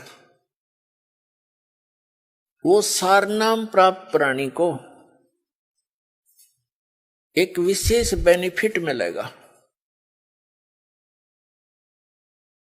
उसको फिर जैसे आप जितने भी प्राणी यहाँ आए हो जो सीधे आ रहे हैं, जिनको परमात्मा 600 वर्ष पहले दोबारा आकर मिले थे और उनको पुनः फिर भक्ति से चार्ज कर गए थे कुछ, ताकि यहाँ तक आपके मनुष्य जीवन होते हुए आ गए, एक विशेष बेनिफिट मिलेगा। उस व्यक्ति के, उस आत्मा के साथ परमात्मा सदा रहेगा। लेकिन पार तो होगा इसी समय में। जैसे अब आप ये है वो स्वर्ण युग, ये स्वर्ण युग है इस मोक्ष का, तो पार तो होगा इस समय वो, लेकिन परमात्मा उसके साथ रहेगा। और फिर भी उसका दुर्भाग्य ही है क्योंकि मोक्ष हुआ नहीं था, फिर नौके नंडले फिर ढोने लग गया। लेकिन दाता साथ रहेगा। जैसे हम पहले देखा करते थे, कई ऐसी दुर्घटनाएं हमारे साथ हुई और सेकंड के भी कुछ हिस्से में बचाव बन गया है, और वहां फिर हम सोचते रह जाते थे भगवान बड़ी जान बची। और ये हम जिन भगवानों की भक्ति करते थे इनको क्रेडिट देते थे, इनका वहां कोई रोल नहीं रहता, वो तो समर्थ एक ही है। जो बच्चा गौ की नजर में न्यू साई को संत, और भक्तों के पीछे फिर वो भगत वत्सल भगवंत। तो कहने का भाव ये है कि जो अब पार हो गए तो धन्य भाग है उनके, और जो रह गए इस भक्ति युग में, हजारों वर्ष चलेगा भक्ति मार्ग। ज्ञान एक रह जाएगा, समाधान भक्ति एक ही रह जाएगी। पूरे विश्व में एक रस हो जाएंगे तो भक्ति बहुत आसानी से बनेगी सबकी। फिर अब तो एक भक्त ने ये ज्ञान जाना है, समझा है, घर में विरोध शुरू हो जाता है। घर वाले आंख दिखाने लग जाए, नो के तू के पैदा हो गया, तने हमारी सारी मर्यादा तोड़ दी, तो कुछ भी पूजा नहीं करता, इन और साधनाएं कुछ भी नहीं करता। तो इसलिए हमारी अभी भक्ति जो है झटकम पटकम चल रहे हैं, हम बस हंगासा कर रहे हैं। लेकिन ये हम चलते रहेंगे तो वो सेट हो जाएंगे, उनको मानना पड़ेगा। उनके साथ ऐसी घटनाएं घटेंगी और फिर यहां आते ही राहत मिलेगी, तो वो आपके साथी हो जाएंगे। और फिर जब एक रस हो जाएंगे हम, जैसे कोई सिख धर्म में जन्मा है तो सारे ज्ञान से जितना उनको ज्ञान उससे परिचित, सब यस नो प्रॉब्लम। जैसे हिंदू धर्म में जन्मा है, जो कुछ भी उसके ज्ञान है, जो क्रियाएं सब कर रहे हैं, नो प्रॉब्लम। तो फिर ये सारा कुछ ज्ञान एक हो जाएगा, एक मर्यादा, एक साधना, एक ही परंपरा हो जाएगी, फिर नो प्रॉब्लम। फिर तक जितने सांस लोगे परमात्मा की तरफ ही होंगे। बहुत आसान मोक्ष है, सबसे आसान काम यहां से मुक्ति पाना है। जो आज तक पहाड़ बन रहा था, इस सीधे से, इस मंत्रों से काम करते करते भक्ति करो, प्यार से रहो, सबको दुखी जानो, यहाँ सभी दुखी हैं, यहाँ सब लावारिस हैं, ये समझ लेना आप। लेकिन कद समझ में आओगी वो थोड़ा टाइम लगेगा। हम सब लावारिस हैं, हमारा वारिस सतलोक में है और हम अपनी गलती करके इस काल का फंस गए। ये तो विलियन है, हर तरह से धोखा देकर हमसे सब क्रियाएं बाई फोर्स करवा रहा है। किसी भी कार्य को देख लो आप, संतान उत्पत्ति बाई फोर्स कराता है, इतनी वासना पैदा कर देता, बलात्कारों तक कर जाते हैं दुष्ट लोग। तो कोई बात है या? और इसी कोई भी कार्य आप देख लो, सारा विवश करके करवाया जा रहा है, ये नहीं करोगे तो ऐसा नहीं होगा, ऐसा नहीं करोगे तो ऐसा नहीं होगा। और वो सतलोक है जहां पर आप जिस सुख की यहाँ खोज कर रहे हो वहां मिलेगा। जैसे यहाँ हमने कहाँ तक कोशिश कर ली, रिमोट लगा लिए टीवी चलाने के, अंगूठा नहीं, काम ना करना पड़े, मौज करें। लेकिन क्या एक रिमोट से काम खत्म हो गया? तो ये हमारी चेष्टा है कि हम काम थोड़ा करें, सुख गणा हो, धन गणा मिले, सुविधा सारी हो और काम करना नहीं हो। हम बच्चों को इसलिए पढ़ाते हैं अच्छे अफसर बन जावे हैं, काम थोड़ा और धन गणा और आराम से रहेंगे। आराम रूम तो उसने है नहीं, मुझे पता कितना आराम है नौकरी वाले ने, सारा दिन टेंशन में रहता है वो, जितना बड़ा अधिकारी बनता चला जाता। पर हम तो गधे हो गए, इन दुखों ने सहन करने के आदि बन गए, सहन मस्ती मान रहे हैं। झूठे सुख को सुख है ये मान रहा मनमोद, ये सकल चबीना काल का कुछ मुख में कुछ गोद। तो कहने का भाव ये है कि जो सतलोक में सुख है हम उसकी तलाश यहां कर रहे हैं, ये सुख साख तो किसी को है नहीं। तो प्रसंग चल रहा था, हम वहीं आते हैं कि परमात्मा हमारे लिए भटक रहे हैं। अच्छा, फिर हम क्या होगा? जैसे अब क्या बताते हैं कि इस ज्ञान के आधार से यहां कोई रह भी जागा, रह तो जाएंगे कुछ लास्ट से में, तो फिर क्या होगा? परमात्मा कहते हैं अभी जैसे इस भक्ति युग के दौरान और कोई नाम टूट गया किसी कारण से, उसने गलती कर दी। देखो दो प्रकार से विमुख होते हैं, एक तो गुरुद्रोही बन जाता है, उसको तो भगवान संभालता नहीं, उसको तो कई हजार युगों तक मनुष्य जीवन नहीं मिलेगा फिर। और जो वैसे गलती से कर जाता है, गफलत कर जाता है, भक्ति करता करता छोड़ दिया, तो उसने अपना काम बढ़ा लिया। फिर वो जागा, जैसे आपको बताया पहले गणेश जी के लोक में, वहां अपने जीवन पूंजी नाश करेगा भक्ति की। फिर जागा ब्रह्मा जी के लोक में, फिर विष्णु जी के लोक में, फिर शिव जी के लोक। तो यहां परमात्मा ने एक ऑप्शन और बताई है आपको, कहते हैं शिव मंडल ब्रह्मापुरी चाहे विष्णु लोक में हो, हमरे गुण भूले नहीं तो आन छुटाऊं तो। कितना कितना रहम किया आपके ऊपर। कहते हैं यदि तू गलती से और बीच में गफलत कर गया, फिर पहुंच गया विष्णु लोक में, शिव के लोक में, कहते वहां तेरा फिर याद आ जा कि मैं तो गलत आ गया। ये तो पहले बताया करते गुरुजी, या तो मेरी पूंजी नाश होएगी, मेरा तो काम बिगड़ गया सारा। कहते वहां भी जो हृदय तो रोएगा ना तू, तुझे वहां से भी छुटवा लाऊंगा और पुनः मनुष्य जन्म दिवा के तुझे फिर से लाइन में ला दूंगा। इतने दयालु हम जी।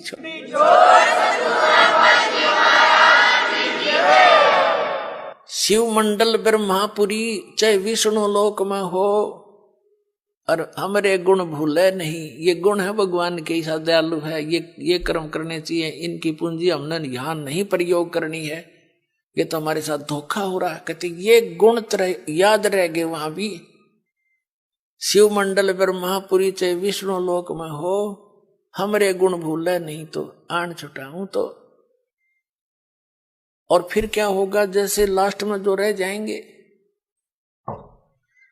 लास्ट के क्या होगा? लास्ट जो भक्ति इस कलयुग में हजारों वर्ष तक ये अब चलेगा, दाता की दया होगी, क्योंकि प्रोमिस है परमात्मा का कि इस पिछली पीढ़ी में जहाज भर भर ले जाऊंगा सतलोक में अपने बच्चा की, और वहां ठाठ कर देंगे।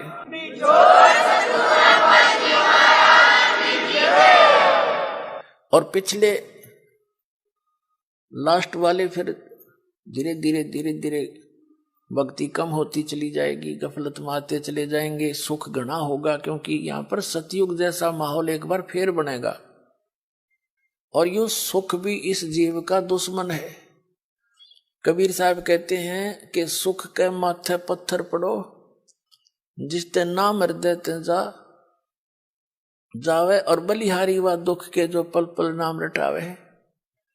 कबीर साहब कहते हैं, हमें उदाहरण देते हैं कि इस यहाँ के नकली सुख में अंधे ना होना। कबीर साहब कहते हैं, आग लगाए से सुख के, जिस तो भगवान ते दूर हो जावा। हे परमात्मा, ऐसा सुख ना दिए जिस तो आप ते दूर हो, और ऐसा दुख बनाए रखना जिससे आपकी याद बनी रहे। बलिहारी व दुख के जो पल पल नाम रटावे। तो इस प्रकार परमात्मा हमें अपने उदाहरण दे देकर समझाते हैं कि यहाँ क्या सुख की ज्यादा डिमांड करने की आवश्यकता नहीं है। जब सुख घना हो जाता है, ये जीव परमात्मा से दूर अवश्य होता है।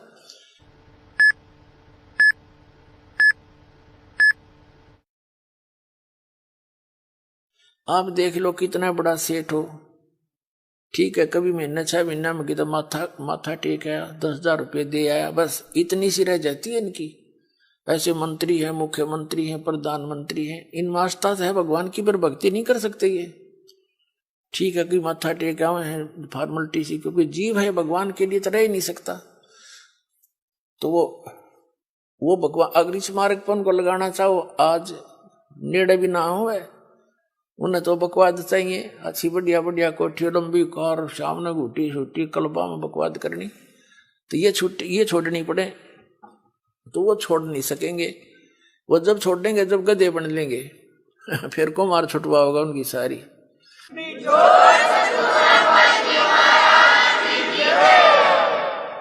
अपने आत्माओं जो प्रसंग चल रहा है वहीं आते हैं। अब क्या बताते हैं, जैसे प्रसंग ये चला है कि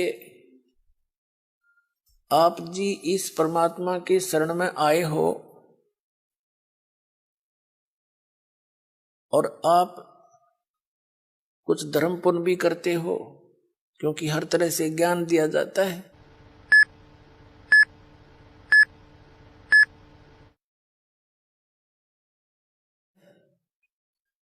और आप ये सोचते हो कि भी कई बार ऐसा सोच लेते हैं कि मैंने जो है ना नाम लिए भी इतने दिन हो गए, सतनाम भी मिल गया, पाठ भी करा दिया, ज्योति भी चढ़ा दी, और फिर भी कोई ना कोई आंट अडांस, यानी कोई ठीक होगी एक आधी तो हमारे कर्म की कोई इनको बनी ही रहती है, इतने पाप हमारे इकट्ठे।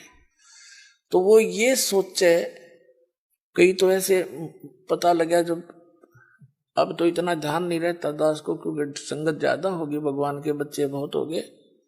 पहले 100-200 भगत थे शुरू में, और उनको इतने सुख दिए परमात्मा ने, अपने मुंह से बताया करते, उनकी जीभ का जुबान का थूक सूख जाता था सुख बताते बताते। और फिर वो आना ही छोड़ जाते, उनसे पूछा करता, अन्य से वो नहीं आए, क्या हुआ? वो जाकर पता करते, आपको याद कर रहे थे गुरुजी, आप आए नहीं सत्संग में। तो वो क्या कहते थे कि हमने तो यह चीज मांगी थी, एक वो हमने मिली नहीं। अब परमात्मा कहते हैं, और साथ में ये उलाना दे, हमने पाठ भी करा लिया, 1 साल हो गया, नाम भी ले रखा था, ये ऐसे ऐसे हमारे साथ ऐसे हो गया। तो उनको फिर भगत समझाया करते थे कि आपको ये सुख भी हुए थे। कहा ये तो हुए थे, पर यूं तो ना होया, और तो हुए थे पर एक ना होया। अब कहने का भाव ये पुण्यात्माओं, ये भी ज्ञान की कमी के कारण मार खा जी। तो दास की चेष्टा ये रहती है कि आपको अध्यात्म ये संपूर्ण ज्ञान करवाऊं, और संपूर्ण ज्ञान होए बिना आप भक्ति नहीं कर सकते। कबीर साहब कहते हैं, ज्ञान संपूर्ण होया नहीं और अर्धा नहीं छदाया छदावे, और देखा देखी भक्ति का यो रंग नहीं चढ़ ठहरावे। तो जब तक आपके हृदय में जख्म नहीं हो जाएगा कि स्थान के अतिरिक्त की तो ठिकाना नहीं है, और इस भक्ति इस भगवान, ऐसा भगवान नहीं, ऐसा ज्ञान नहीं, और यहाँ भी कोई थोड़ी बहुत ठूठा है तो या होने दे फिर इसने। इसका कारण क्या है कि जैसे इस तरह के अनजान व्यक्ति कह ही देते हैं, ये भी कर दिया जी, ऐसा हो गया जी, ऐसा नहीं हुआ मुझे, तो एक विचार करने की बात है। सर्दी के अंदर, सर्दियों के अंदर आप दिसंबर जनवरी के महीने में आपने स्वेटर पहन रखी है, जर्सी पहन रखी है, और फिर भी सर्दी लग रही है आपको, तो उसका क्या विकल्प है? क्या समझदार व्यक्ति होगा, क्या वो उस जर्सी ने भी उतार कर धर देगा? अगर मुझे ठंड भी लग रही है, मैंने जर्सी भी पहन रखी है। इस नाम को छोड़ना, इससे दूर होना, इस बहाने कि इतना कुछ कर दिया थोड़ा, वो फिर भी काम नहीं बन पा रहा, यानी कुछ हानि है। तो पुण्यात्माओं, जितना वो जर्सी का काम था, इतना प्रोटेक्शन वह आपका कर रही थी। अरे इसने उतार देगा तो नमूनिया होगा, होता के शांत के समझदारी करोगे। यानी जितना भजन भक्ति सुमरण आपने किया है, उतना प्रोटेक्शन आपको प्राप्त है। लेकिन सर्दी ज्यादा है, काना के हाथों के लग रही है, तो यह लागण दे, या आपका नमूनिया नहीं कर सकती जब जर्सी ना उतारोगे तो, और ये चली जाएगी तो महीने 2 महीने में। तो कहने का भाव ये है, जितनी भक्ति धर्म दान आप कर रहे हो, ये उतना ही आपका प्रोटेक्शन होता जा रहा है। और थोड़ी बहुत सर्दी, यानी पाप कर्मों की सर्दी घनी है आपकी, और थोड़ी बहुत की तो कान कून का लगा है तो लागण दे इसने, इससे बचाव बहुत है। जब जर्सी तार दी तो नमूनिया होगा, मरेगा, जल्दी काम बनेगा। तो उसका प्रोटेक्शन क्या है? मान लीजिए जर्सी से भी सर्दी लग रही है तो कंबल ओढ़ ले, और यानी प्रोटेक्शन है बढ़ा इसका। यानी धर्म करते करते, भजन करते करते भी आपके ऊपर कुछ ऐसी वस्तु फिर भी थोड़ी बहुत लगती है आपको सर्दी कर्मा की, तो उसका प्रोटेक्शन कर, भक्ति बढ़ा, धर्म बढ़ा। और द्वार धनी के पड़ा रहे, धक्के धनी के खावे, 100 काल जगजोली पर द्वार छोड़ नहीं दो। ये है इसका एक सीधा सा फार्मूला, इसने अपना के रखियो।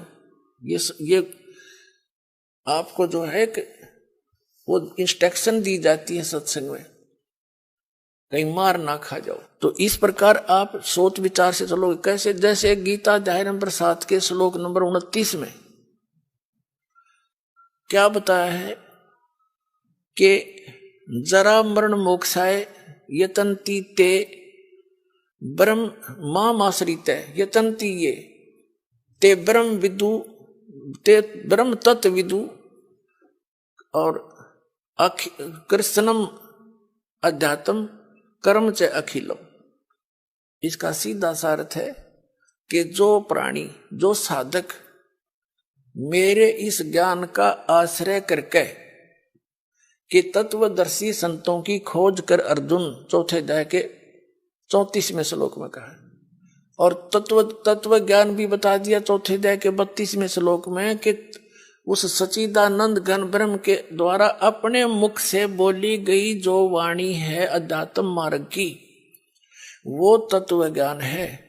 उसको उसमें विस्तार के साथ सब धार्मिक यज्ञों की, अनुष्ठानों की जानकारी दी गई है, वो तत्व ज्ञान है। 4 अध्याय के 34वें श्लोक में कहा कि उस तत्व ज्ञान को तू तत्वदर्शी संतों के पास जाकर समझ।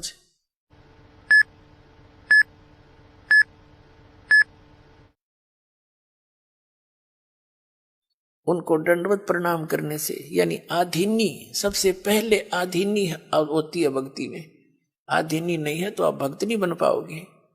जैसे लड़का, जैसे कोई बच्चा मिलिट्री में भर्ती हो गया तो वहां पर उसको सारे गुर सिखाए जाएंगे युद्ध करने के, आपत्ति में कैसे अपना बचाव करना है, उसके सारे पिट्ठू पैठू लगा के उनकी रिहर्सल कराई जाती है, और लंबे पेट पलनियां चलाए जाते हैं कौड़ियों के बल काफी दूर तक, ताकि ये संघर्ष करने के योग्य हो जा। और वो बच्चा आके वहां करे नहीं उन क्रियाओं को, तो उनको कौन रखेगा वहां फौज में? बाहर फेंक देंगे। तो यहां आप आए हो, हमने काल के साथ युद्ध करना है, यानी इस अज्ञान के साथ भी और काल के साथ भी, उससे बचने के लिए ये हमारे फॉर्मूले, दंडवत प्रणाम करे, आदि नहीं रहे, बुराई छोड़ दे, तो इन नैना नहीं करेगा तो फिर वो फौजी किसा, फिर वो भगत कैसा। तो आप जी को यहाँ रिहर्सल कराई जाती है, जब आप सतलोक जाओगे ना, या काम आओगे आपके। अब आज जैसा भाव आपका इस दास के प्रति है, आपके शरीर छोड़ने के बाद भी वैसा ही रहेगा। स्वभाव तो अंतः सूक्ष्म शरीर में होता है, ये ऊपर का कवर कांचली यहीं रह जाएगी, जैसे सर्प कांचली छोड़ जाता है, ये तो ऐसी छोड़ जाओगे आप। अंदर है ओरिजिनल वस्तु, वो शरीर भी और है, उस शरीर को जो इसके अंदर शरीर है, इस भक्ति से उसको चार्ज किया जाता है, और फिर वो है आपका असली शरीर।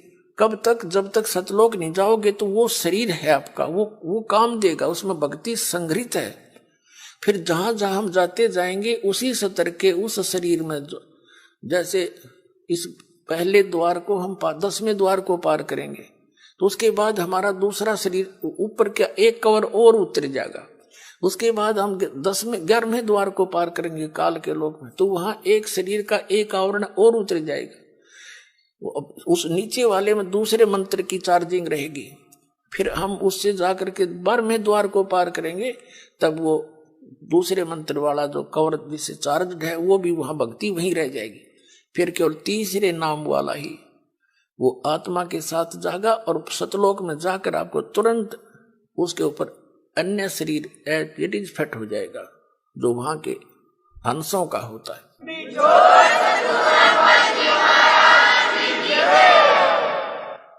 तो यहां क्या बताया है? परमात्मा पाने के लिए हमने फार्मूले जो गुरु बता रखे भगवान ने, उनको अपना के चलना पड़ेगा। तो क्या बताते हैं कि कहे कबीर तुम चरण चित राखो जो सुई में डोरा रे। तो गुरु जी के प्रति आपकी धारणा ऐसे अभेद अटूट हो जानी चाहिए, आपकी श्रद्धा। तो प्रसंग चल रहा है कि सबसे पहले उसने बताया कि आधीनी से उनसे प्रसन्न करना तत्वदर्शी संतों से। फिर वो तत्वदर्शी संत तुझे वो तत्व ज्ञान बताएंगे। फिर 7वें अध्याय के 29वें श्लोक में हम फिर आते हैं। इसमें कहा कि माम आश्रित है, मेरे पर आश्रित होकर इस ज्ञान जो मैं बता रहा हूं इसने कोई शिरोधार्य कर ले, ऐसी प्रयत्न करके उस तत्वदर्शी संत को खोज लेता है। माम आश्रित है, मेरे पर आश्रित होकर जरा मरण मोक्षाए यतंती ते, यतंती ये यानी जो जरा यानी बुढ़ापे थे, और मरण माने मृत्यु से, मोक्ष माने छुटकारे के लिए ही यतंती वो प्रयत्न करते हैं। तो वो कौन है? ते ब्रह्म तत्विदु, वे उस तत्व ब्रह्म को जान चुके हैं, और कृत्स्नम अध्यात्म, पूरे अध्यात्म ज्ञान से परिचित है। कर्म च अखिलम, और सब कर्मों से परिचित है। क्या बताते हैं? सूक्ष्म वेद में भी कहा कि तुमने उस दरगह का मैल न देखा, धर्मराज के तिल तिल का लेखा। तुमने उस दरगह का महल नहीं देखा, तुमने उस धर्मराज के उस न्यायाधीश के दरबार का पता नहीं। वहां पर एक एक श्वास का भी लेखा है, तिल का भी हिसाब न्यारा न्यारा मिलेगा। आपने सोच भी गंदी रखी है ना, वह भी लिखी पाओगी वहां पर। और आपने सोच भी किसी का भला सोचा भी है, कर नहीं पाए, वो भी आपका गुड अकाउंट में पाओगे। क्या बताते हैं? चिट्टी पायल बाजे पैर, और साहेब सुनता है सब लहर। जैसे चिट्टी के कीड़ी के कोई घुंघरू बना के बांधे, पहले तो घुंघरू के बनेगा, वह पायल बनेगी किसी बाल से भी पतली। और कहते हैं उसका भी यदि थोड़ा सा शोर हो गया, यदि पहले तो उससे शोर हो ही नहीं सकता। कहने का भाव है कि अगर उसकी भी चाहे पायल का खुड़का, चिट्टी के पैर की पायल भी थोड़ी बहुत खुड़का करेगी ना, साहिब सुनता है सब लहर। कहने का भाव ये है, आपकी सूक्ष्म से सूक्ष्म भी सोच को वो परमात्मा खूब सुनता है।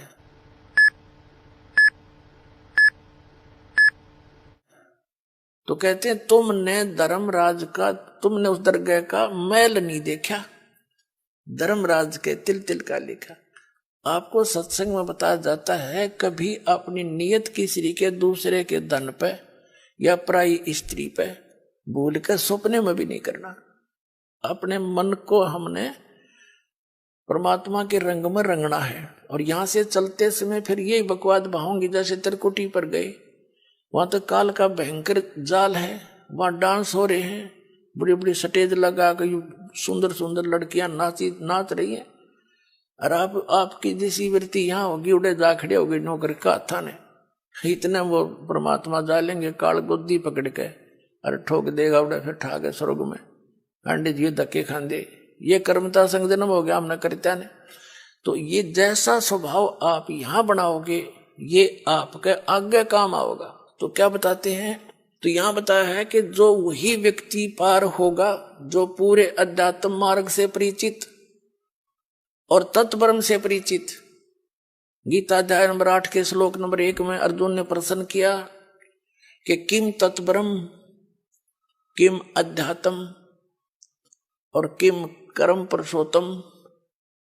वो तत्परम क्या है, जो अध्यात्म मार्ग क्या है, अध्यात्म तो उसने बता दिया, तत्वदर्शी संतों के पास जाके समझ ले, वो बताएंगे। और तत्परम के बारे में 8वें अध्याय के 3 श्लोक में श्रीमद् भगवद गीता में कह रहा है गीता ज्ञानदाता कि वो परम अक्षर ब्रह्म है। इससे ये सिद्ध हो गया कि गीता ज्ञानदाता से अन्य है वो परम अक्षर ब्रह्म। और ये है वो तत्वदर्शी संत जो आपको कृत्स्नम अध्यात्म बतावेगा, यानी पूरा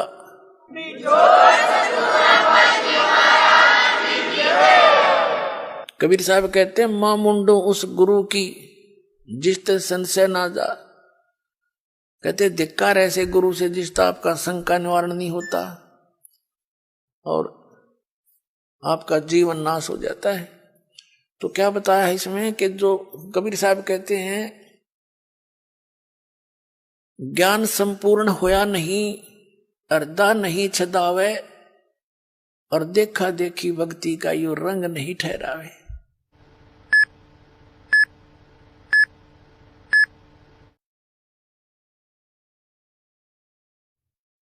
अब पुणात्माओं, इस भक्ति मार्ग में सबसे पहले गुरु की भूमिका होती है।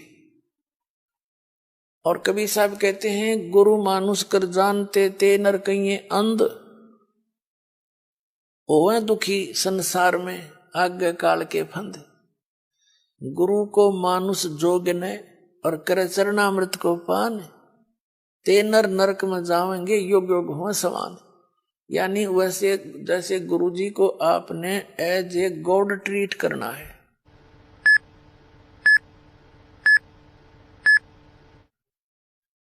पुणात्माओं, जो परमात्मा स्वयं आए थे कबीर जी, तो उन्होंने भी अपनी झलक किसी को विशेष भगत को ही छोड़कर अन्य किसी को ये महसूस भी नहीं होने दिया कि वो स्वयं उतरे हैं। और वो खुद कहते थे वो परमात्मा भाई सतलोक में रहता है, वो सदा सुखदाई है, वो अविनाशी है, तुम वहां से आए हो, वहां जाकर ही तुम्हें सुख होगा, वहां जाने की विधि ये ऐसे है। बस वो तो स्वयं परमात्मा भी थे। लेकिन गुरु अलग होता है, परमात्मा भिन्न होते हैं। गुरु तो केवल उस परमात्मा से मिलाने वाला आपका एक मीडिया होता है, उस परमात्मा से मिलाने वाला होता है। परमात्मा अलग है, गुरु अलग है। लेकिन गुरु उस परमात्मा का कृपा पात्र होता है। गुरु यानी टीचर जान सकता है। आपको बताया कि गुरु कौन है, गुरु भगवान हो सकता है, दूसरा गुरु हो ही नहीं सकता। क्योंकि गुरु सारी सतगुरु कहो गुरु कहो, सतगुरु इसलिए कहना पड़ गया कि नकली गुरु बने होंगे, नहीं तो गुरु शब्द पर्याप्त है। गुरु माने रास्ता दिखाने वाला, सच्चा रास्ता दिखाने वाला। लेकिन झूठे गुरु हो गए इसलिए सतगुरु की आवश्यकता पड़ेगी। तो सतगुरु कहो और उसको गुरु कहो, परमात्मा ही आते हैं और वो ही गुरु हो सकते हैं, और गुरु है ही नहीं। बाकी तो गुरु सभी आपको बता दिया किसी ने बाल काटने सिखा दिया, उसका गुरु हो गया। ये छोटी मोटी अध्यापक शिक्षा को अक्षर ज्ञान करा दिया, उसका वो गुरु हो गया। ये गुरु अलग है। अध्यात्म मार्ग के गुरु का सत्संग में रोल होता है। कबीर साहब बता रहे हैं कि धर्मदास भाई फिर सतपुरुष ने मेरे को कहा, ये तो खुद बंदी छोड़। इब्नो कह दे मैं था, सतपुरुष तो धर्मदास कति नहीं माने। ये गरीबदास कह दिंदा मैं भगवान सू, नो पागल का कहने लग गया उसने, बौड़ी बूझ बौड़िया बंदी छोड़ दे। ने बोला मारा सट्टे यू भगवान से। तो महाराज ने दूसरा तरीका अपनाया कि भाई पूर्ण ब्रह्म ने मैं भेजा। ने बोला भाई तू जा या शक्ति ले जा शब्द की, और इस शब्द का जो तेरे पास है इसका अभ्यास करके और उनको दिखा देगा तो उस शब्द की शक्ति से ये काल तेरे ऊपर कोई असर नहीं करेगा। और इस शब्द को, इस सार नाम को ये जीव भूल चुके हैं। अब परमात्मा कहते हैं कि आप जी ने यहां अपने गुरु जी को एज ए गॉड ट्रीट करना पड़ेगा, भगवान की तरह व्यवहार करना पड़ेगा। उनको भगवान मान कर रिहर्सल करने पड़ेंगे, अपने मन पापी को सेट करना पड़ेगा, आपने दुष्विचारों को रोकना पड़ेगा। संघर्ष रिहर्सल है ये आपकी। यहाँ बुलाकर आपको यहाँ क्रियाएं कराई जाती हैं, दंडोत प्रणाम कराया जाता है, आपसे 2 पैसे दान कराए जाते हैं, और दान से ही आपको फिर यहाँ की सुख सुविधाएं मिलती हैं। कहते हैं देते को हर देत है, जहां तहां से आन, ना दिया फिर मांगते फिर यो, परमात्मा सुने नहीं कान। तो जब तक हम दान नहीं करेंगे, धर्म नहीं करेंगे, तो आपको देगा कहां से? जैसे आप देखते हो, एक तो कारों में चलता है और एक भीख मांगता फिर रहा, कागज चुग गए। अब वो दिए बाबा को चौनी ना दे, सैकड़ा में एक आधा को दे, जा 2 रुपये मुश्किल दे। तो कहते हैं देते को हर देत है। आज एक व्यक्ति के ठाठ है आगे तो आगे, यहाँ झूठे, इस झूठी यहाँ के ठाठ जो है, कार भी है, कोठी भी है, फैक्ट्री भी लगा रखी है, तो वो पिछले जन्म का पुण्य है उसका। देते को हर देत है, जहां तहां से आन, और ना दिया जिसने दान नहीं करा मनुष्य जीवन पाके। और दान भी सुपात्र को हो, कुपात्र का किया हुआ व्यर्थ है। तो कहते हैं ना दिया वो मांगते फिर यो, फिर भगवान सुने ना कान। वो तो अब है आपका समय, जो दान आपने जो कर्म बनाने हैं, तो अब ये समय भी अब मिला आपको, जो पूर्ण संत भी ईब मिला। यहां किया हुआ आपका प्रत्येक अध्यात्म प्रयत्न 100% सफल होगा, क्योंकि पूर्ण गुरु और पूर्ण ज्ञान और पूर्ण भगवान। कहते हैं गुरु बिन माला फेरते, गुरु बिन देते दान, गुरु बिन दोनों निष्फल है, चाहे पूछो वेद पुराण। और गुरु पृथ्वी पर कोई है नहीं इस दास के अतिरिक्त। आपका जच्चो चाहे मत जच्चो,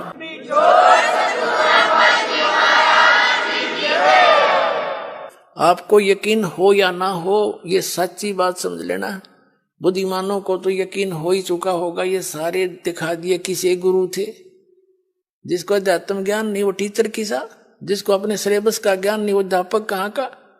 तो ये गुरु नहीं थे। इनके द्वारा, इनको आधार मान के की हुए आध्यात्मिक क्रियाएं आपकी यूजलेस, क्योंकि वो शास्त्र विधि को त्याग कर मनमाना आचरण। तो शास्त्र अनुकूल साधना और अधिकारी इस दास को बनाया है।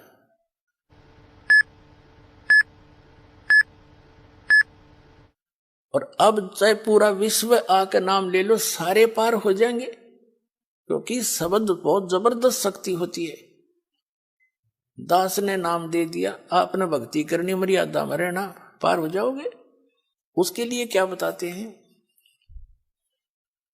गुरु मानुष कर जानते ते नर कहिए अंध, ओए दुखी संसार में आगे काल के फंद। जैसे इस दास के स्थान पर परमात्मा होते तो कैसे व्यवहार करते आप तो खैर आप ही जानो, लेकिन दास को पता है मैं क्या करता है। जब भी उनके सामने आता, आंखों में आंसू होते और उसके चेहरे की तरफ देखते रहते। अब उसके सामने ठीक है, अब तो हम as a Guru he deal करेंगे, अपना दुख भी रोवांगे। कहते हैं जय इब कै सतगुरु मिले, जय इब कै सतगुरु मिले, सब दुख आखूं रो, चरणों ऊपर शीस धरूं, कहूं जो कहनी हो। तो कहने का भाव ये है कि जैसे गुरु जी के सामने आप भगवान के पास जाते हो और आपसे गुरु जी क्या कहेगा कि भाई शराब नहीं पीना, चोरी नहीं करना, मर्यादा भंग मत करना, मर्यादा में रहना, भक्ति करना, और आप मेरे सामने आकर के झूठ बोल दोगे किसी भी पॉइंट के। भगवान के सामने आप जाते हो, झूठ बोल सकते हो? दास का तो कलेजा फट जा झूठ बोलती आना। आप तुम अपने आप सोच लो ना,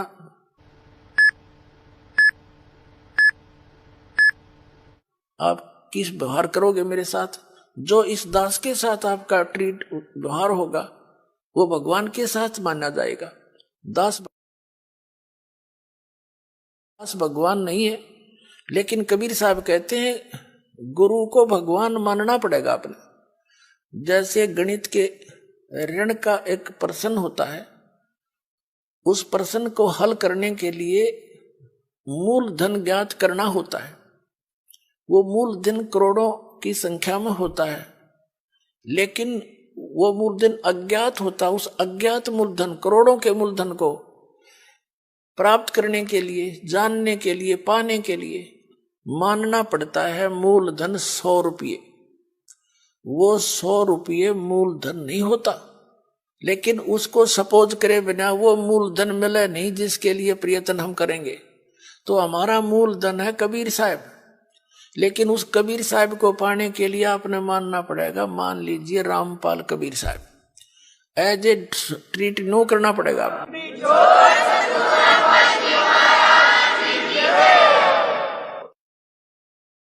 और ऐसे सपोज करे बिना आप पा नहीं सकते उसको।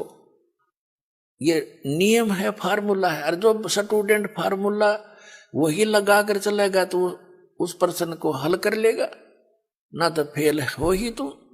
तो हमने फेल नहीं होना। जब इस परमात्मा की स्कूल में आए हो, विद्यालय में, तो सारे फार्मूले लाओ। जब बस सफल हो गए तुम, तो कहते हैं मान लीजिए गुरुजी भगवान है, और भगवान के पास फिर गुरु सम्मुख ले झूठ संजोई, निश्चय नरक पड़े से सोई। वेद पुराण कहे सब साखी, साखी शब्द सब यूं बाकी, मानुष जन्म पाके खोए, और सतगुरु विमुखा युग युग रोए। गुरु सम्मुख ले झूठ संजोई, गुरु खा के झूठ बोले, निश्चय नरक पड़े से सोई। तो परमात्मा कहते हैं गुरु मानुष कर जानते ते नरकइये अंध, ओए दुखी संसार में फिर आग गए यम के फंद। अब क्या होगा पुण्यात्माओं? जैसे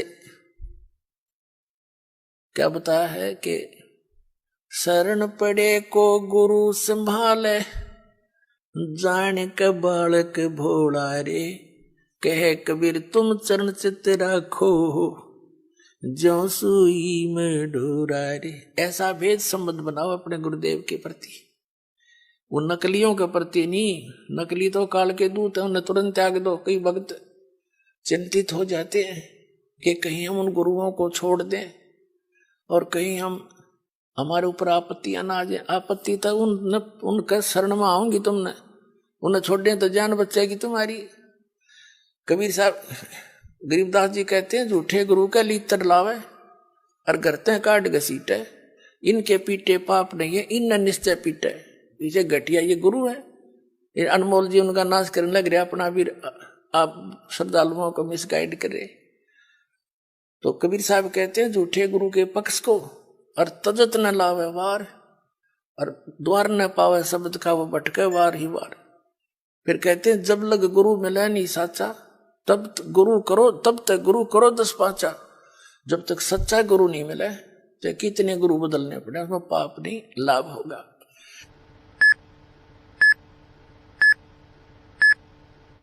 कहते गुरु की कबीर डूबे थे हम उबरे, गुरु की ज्ञान चमक, और बेड़ा देखा दरदरा उतर चले फड़के, जैसे नौका टूटी ही और मजेदार में जा रही हो, नीचे से पानी भरने लग रहा हो और साथ में कोई दूसरी ले जाकर खड़ी कर दे बिल्कुल ओके, और उसने कहा या डूबेगी भाई, देखिए पानी भरने लग रहा है इसमें, और आ जाओ इसमें।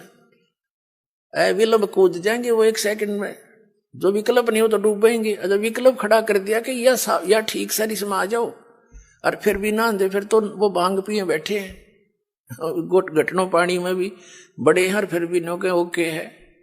तो जो दास प्रमाण दिखा रहा है और ये नौका साथ में खड़ी कर दी कि ये है ओके इसमें आ जाओ और यह सारी डूबेगी तुम्हारी, और अब भी उनको नहीं छोड़ रहे, उन्हें तो फिर नशा गणा हो रहा है, उनका क्या करें फिर हम।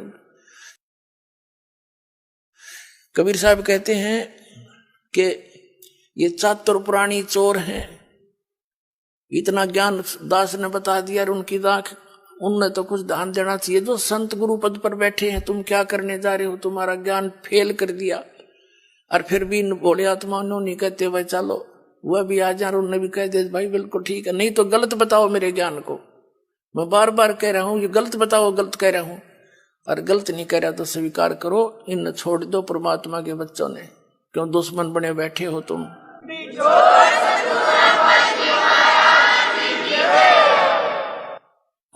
तो पुण्यात्मा ये जो है जितने भी संत हैं, अब इनको सोचना पड़ेगा, विवश कर दूंगा, ऑनलाइन रखूंगा इन्हें जब तक ये हानि भर लेंगे। कहा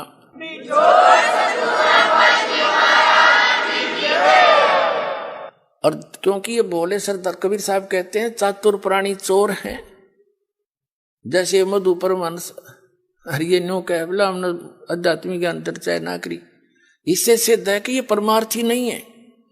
अगर ये संत होते तो रूपदास जी की तरह कह देते धर्मदास को कि बेटा जा अपना कल्याण करा ले, मेरे तो समझ में आती नहीं, और तुझे गुरु मिल गया है तो जा कल्याण करवा ले। तो उसने छोड़ दिया तो बोली आत्मा आ गया और कबीर साहब के चरणों में गिर गया, फिर तो पूछो मत, फिर तो सारी ये बात समझ में आ गई है, भगवान मेरा तो नाश हो जाता, मैं तो डूब गया था, बताया जीव कहाँ जाएंगे जो आपके शरण में नहीं आते। परमात्मा ने कहा था तू ज्यादा चिंता मत कर, या बिचली पीढ़ी का समय आओगा ना जो 5500 वर्ष बीत जाएगा कलयुग, तब देखूंगा मैंने सारा ने, और तू भक्ति कर, तेरे वंश भी तभी पार होंगे जब मैं दोबारा आऊंगा। अब परमात्मा ने आए तो दास भेज दिया पुण्यात्मा, 100 की 100 सच्ची मान लेना, ये सब प्रमाण बताने लग रहे।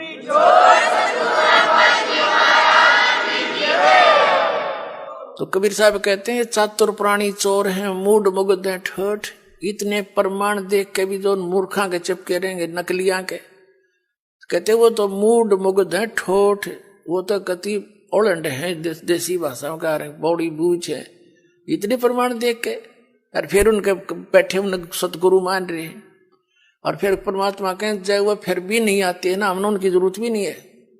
चातुर प्राणी चोर हैं ये, मूड मुग्ध हैं ठोठ, और संतों के नहीं काम के, उनको दो गलजोट, वो तो और दृढ़ कर दो उनको, मरे रहो वहीं पर, इतना ज्ञान समझ के भी ना मानते।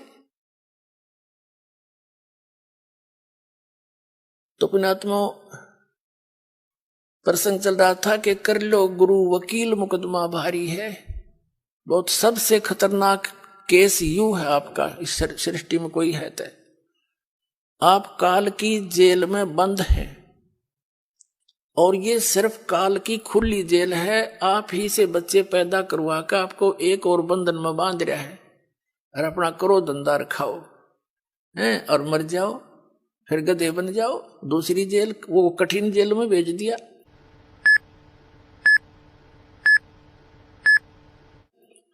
तो कहने का भाव ये है कि अब आपको ये दास वकील मिल गया इस पृथ्वी पर, दूसरा वकील इस वकालत करनिया नहीं है इस काल के साथ में, और अब आप सभी ने ये वकील करना पड़ेगा पूरे विश्व ने।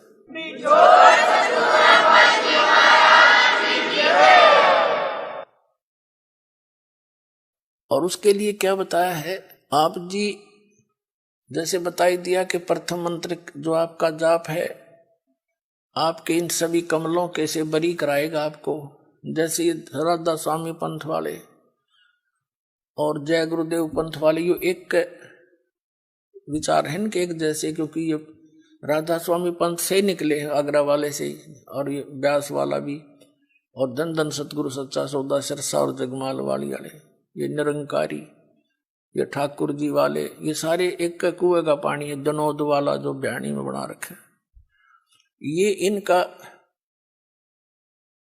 ये क्या कहते हैं कि हमारे गुरु हम तो सीधे त्रिकुटी पर ध्यान लगाते हैं, त्रिकुटी पर, हमने नीचे के इन कमल कमलों की कोई आवश्यकता नहीं है।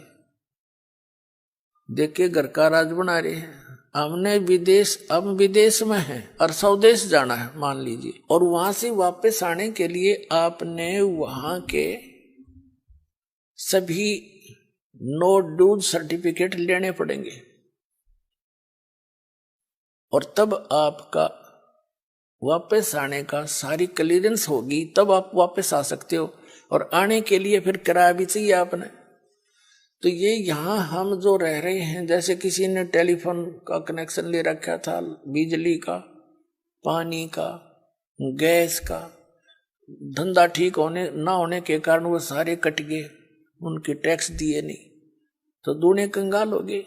तो उस समय कोई ऐसा गारंटर चाहिए आपने जो सरकार से आपकी सुविधाएं चालू करवा दे, और फिर आपसे कहेगा कि आप अपनी कमाई करो और टैक्स भरो।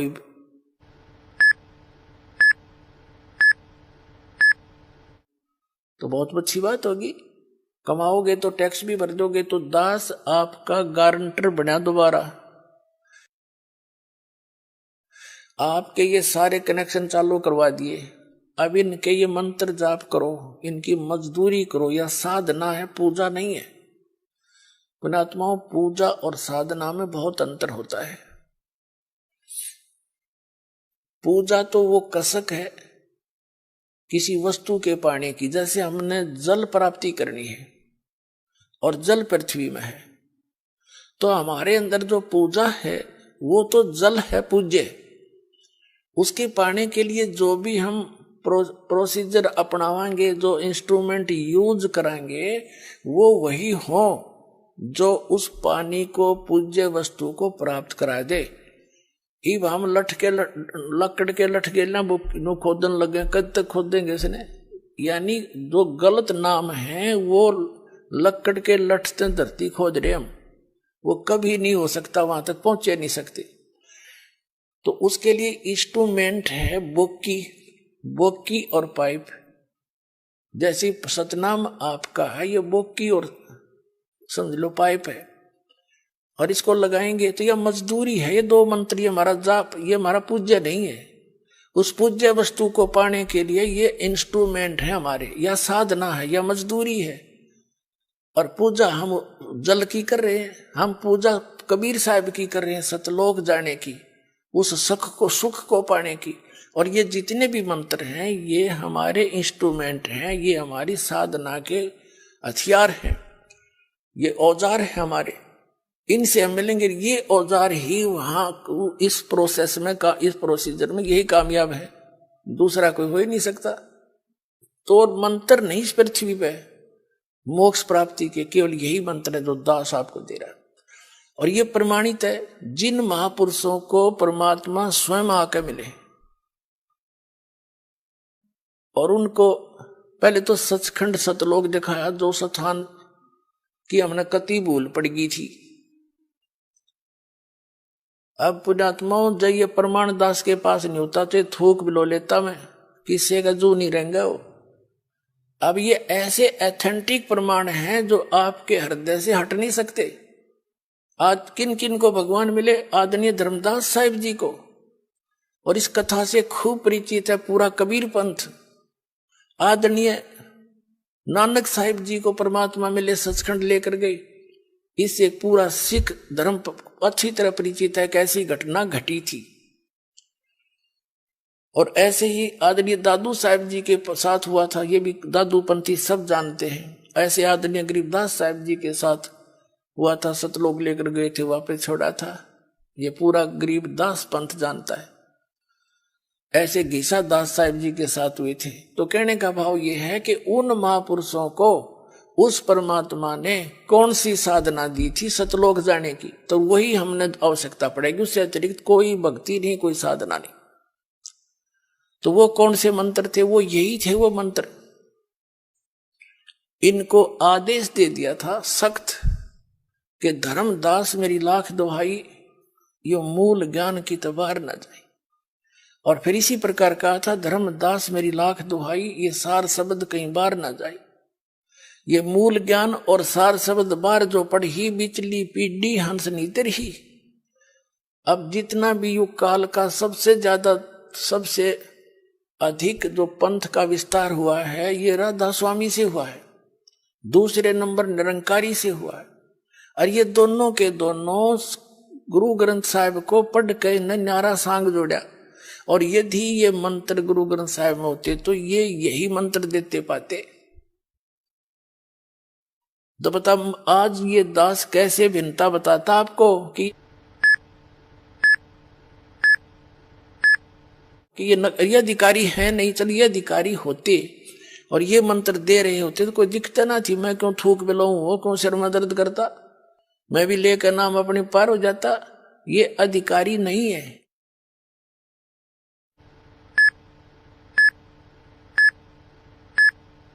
इनके पास ये मंत्र भी नहीं है। और उनको परमात्मा ने, उन महापुरुषों को इसलिए मना कर दिया था कि यह बात बिगड़ जाएगी। बीचली पीढ़ी में मेरा और काल का एक एग्रीमेंट हो रहा है कि कलयुग में कितने जीव ले जाना। तो परमात्मा ने पता था कि बीचली पीढ़ी में पहले तो शिक्षित करूंगा इन सबको। नहीं, पिछला इतिहास देख लो, हमारे दादे परदादे ने कोई पाड़ी जाया करता, कोई हाड़ी जाया करता, कोई कितना मजदूरी करके अपना टाइम पास कराया करते, उन्हें पढ़ने की आवश्यकता नहीं थी। अब हमने पढ़ाई को एक प्रथम मान लिया सिर्फ रोजी रोटी के लिए। हमने तो इसलिए स्पीड खींची थी, हरीबिया काम आओगी वो दूसरी जगह या शिक्षा परमात्मा के पहचानने के लिए। ये कंप्यूटर बना दिए, इंटरनेट बनवा दिए। ये कबीर गॉड गिवन माइंड है, ये उस परमात्मा ने दी है बुद्धि, ना काल बुद्धि दे। ये तो पहले पिछला इतिहास देख लो, रथों में 4-4 5-5 गधे जोड़ कर ये खच्चर घोड़े और घसीटे अंडा करते, उसने सबसे बड़ी सवारी में अंडा करते। वो कोई तरीका था, एक नोन बाजो वैरो लठम लट्ठा से गेला। तो ये ऐसी बुद्धि कर रखी थी इसने हमारी। ये कबीर साहब ने दिया है ये सारी टेक्निक। और दी किस लिए? आप जी को घर बैठे संदेश देने के लिए। वो इतना दयालु है कि घर बैठे दे दूंगा अपने बच्चों को शिक्षा, और पहचान लेंगे पूरे विश्व में मेरा नाम होगा और सबका कल्याण होगा।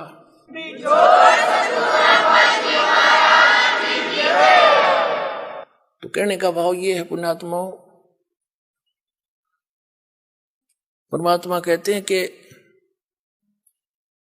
ये राधा स्वामी वाले कहते हैं हम तो सीधे तिरकुटी बजाते। तिरकुटी तो इनने बरवाड़ा का बस स्टैंड मान रखा है। हाँ, पैदल गए पैदल पहुंच गए, साइकिल ठा साइकिल पर बैठ कर पहुंच गए। तिरकुटी बजाने के लिए अंगा लगेगा। तिरकुटी इन बेरा भी को ना तिरकुटी है कहाँ, सुन रखी है कबीर साहब की वाणी में। किसी को नहीं पता इन संतों को तिरकुटी है कहाँ और क्या स्थिति है वहां पर। मारे सट्टे सुड़ी सुनाई। तो ये सारे आप सिद्धे हो जाएंगे। भगत समाज बुद्धिमान है, बोले बाले श्रद्धालु बैठे हैं अभी तक इन्होंने सोच के कि देखेंगे। और अब तो वो इस ऐसे बैठे हैं कि यूं चला जाएगा जब देखेंगे पाछे थे। वो ग्रुप के ग्रुप सेट हुए बैठे हैं, लेकिन अंदर से खोखड़े हो लिए सारे। ये राधा स्वामी वाले, धन सतगुरु वाले, ये कबीर पंथी सब खाली करके दिखा दिए। इनके थैले नू उलट दिए, ऊपर बोर्ड के मेहता पाया खाक इनमें।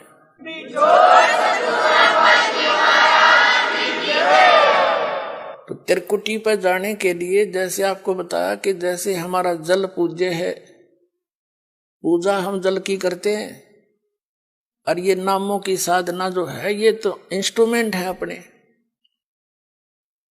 तो 2 मंत्र का जो जाप है आपको, तो त्रिकुटी तक तो हम इनके जो पहले मंत्र में देते हैं ये यहाँ तक बड़ी आपको एडवांस करवा पाओगा परमात्मा। यहाँ तक तरोड़ा ही नहीं है, ये आगे फंड करता है वहां जाकर त्रिकुटी पे। वहां पर 3 रास्ते हो जाते हैं। सामने वाला रास्ता इसने कति बंद कर रखा है। ये अध्यात्म मार्ग उल्टा चलता है। जैसे हम त्रिवेणी बोलते हैं, वहां पर इलाहाबाद में जो गंगा और जमुना मिलती है और तीसरी कहीं नीचे सरस्वती है, और अध्यात्म मार्ग में उल्टा चलता है। वो वहां से 3 रास्ते हैं, बीच वाली जो है वहां इसने ब्रह्मरंध्र है, वो ब्रह्मरंध्र पे लोक ला रखा है वज्र का, और ये परमात्मा के सतनाम के 2 अक्षर के नाम से और तीसरा जो मंत्र है आपका सार नाम से खुलते हैं। उसके बगैर वो खुल ही नहीं सकता।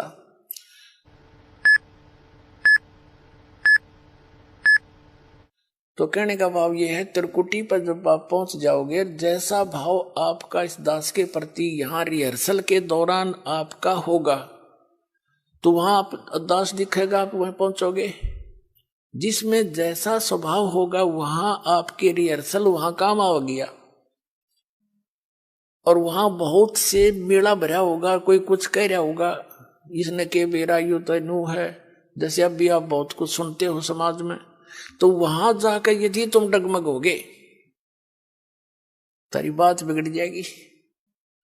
तो यहां रिहर्सल इसलिए कराई जाती है, गुरु मानुष कर जानते ते नर कहिए अंध, वह दुखी संसार में आगे काल के फंद। तो हम जैसे जल की प्राप्ति के लिए बोकी और पाइप प्रयोग कर रहे हैं, तो ये सतनाम जो है ये बोकी और पाइप समझ लो। अब सतनाम से भी मोक्ष नहीं, और अकेला सोहम नाम जप करने से भी लाभ नहीं। जैसे कबीर साहब की एक वाणी है कि जो जन होगा जो हरि, वो लेगा शब्द बिल गाए, और सोहम जप मेरे व्यर्था जन्म गवाए। यानी जो जौहरी होगा, सही ज्ञानवान होगा, तो उस इन शब्द को सही ढंग से पहचान लेगा, भिन्न भिन्न समझ कर प्राप्त करेगा। अकेले सोहम नाम का जाप करने से कोई यूज नहीं। जैसे सोहम का 2 ऐसे कर लेते हैं, सो बाहर हम अंदर, या हम बाहर सो अंदर, ऐसे करते, ये गलत है, साधना ठीक नहीं। और यदि सतनाम भी आपको प्राप्त हो गया, सार नाम नहीं मिला, तो भी आप मोक्ष प्राप्ति नहीं कर सकते। और सतनाम के बिना सार नाम आपको काम नहीं कर सकता। जैसे हैंडपंप लगा रहे हैं, पाइप तक पानी तक पाइप पहुंचगी, इस प्रोसीजर से पाइप बोकी और पाइप जल तक पहुंचगी, जल प्राप्त नहीं हुआ, उसके लिए हैंड पंप लगाना पड़ेगा। वो सार नाम है। और सार नाम, जिसको आदि नाम, सार शब्द, अकय शब्द उसको कहते हैं। फिर उसकी भी सेवा, उसका सेवन करना है। हैंडपंप भी ऐसे उसको हिलाना पड़ता है, तब वांछित वस्तु प्राप्त होती है। ये है प्रोसीजर पूरा इस परमात्मा के पाने का। और वो मंत्र इस दास के पास है, अविलंब प्राप्त करो, अपना कल्याण कराओ। बोलो सतगुरुदेव।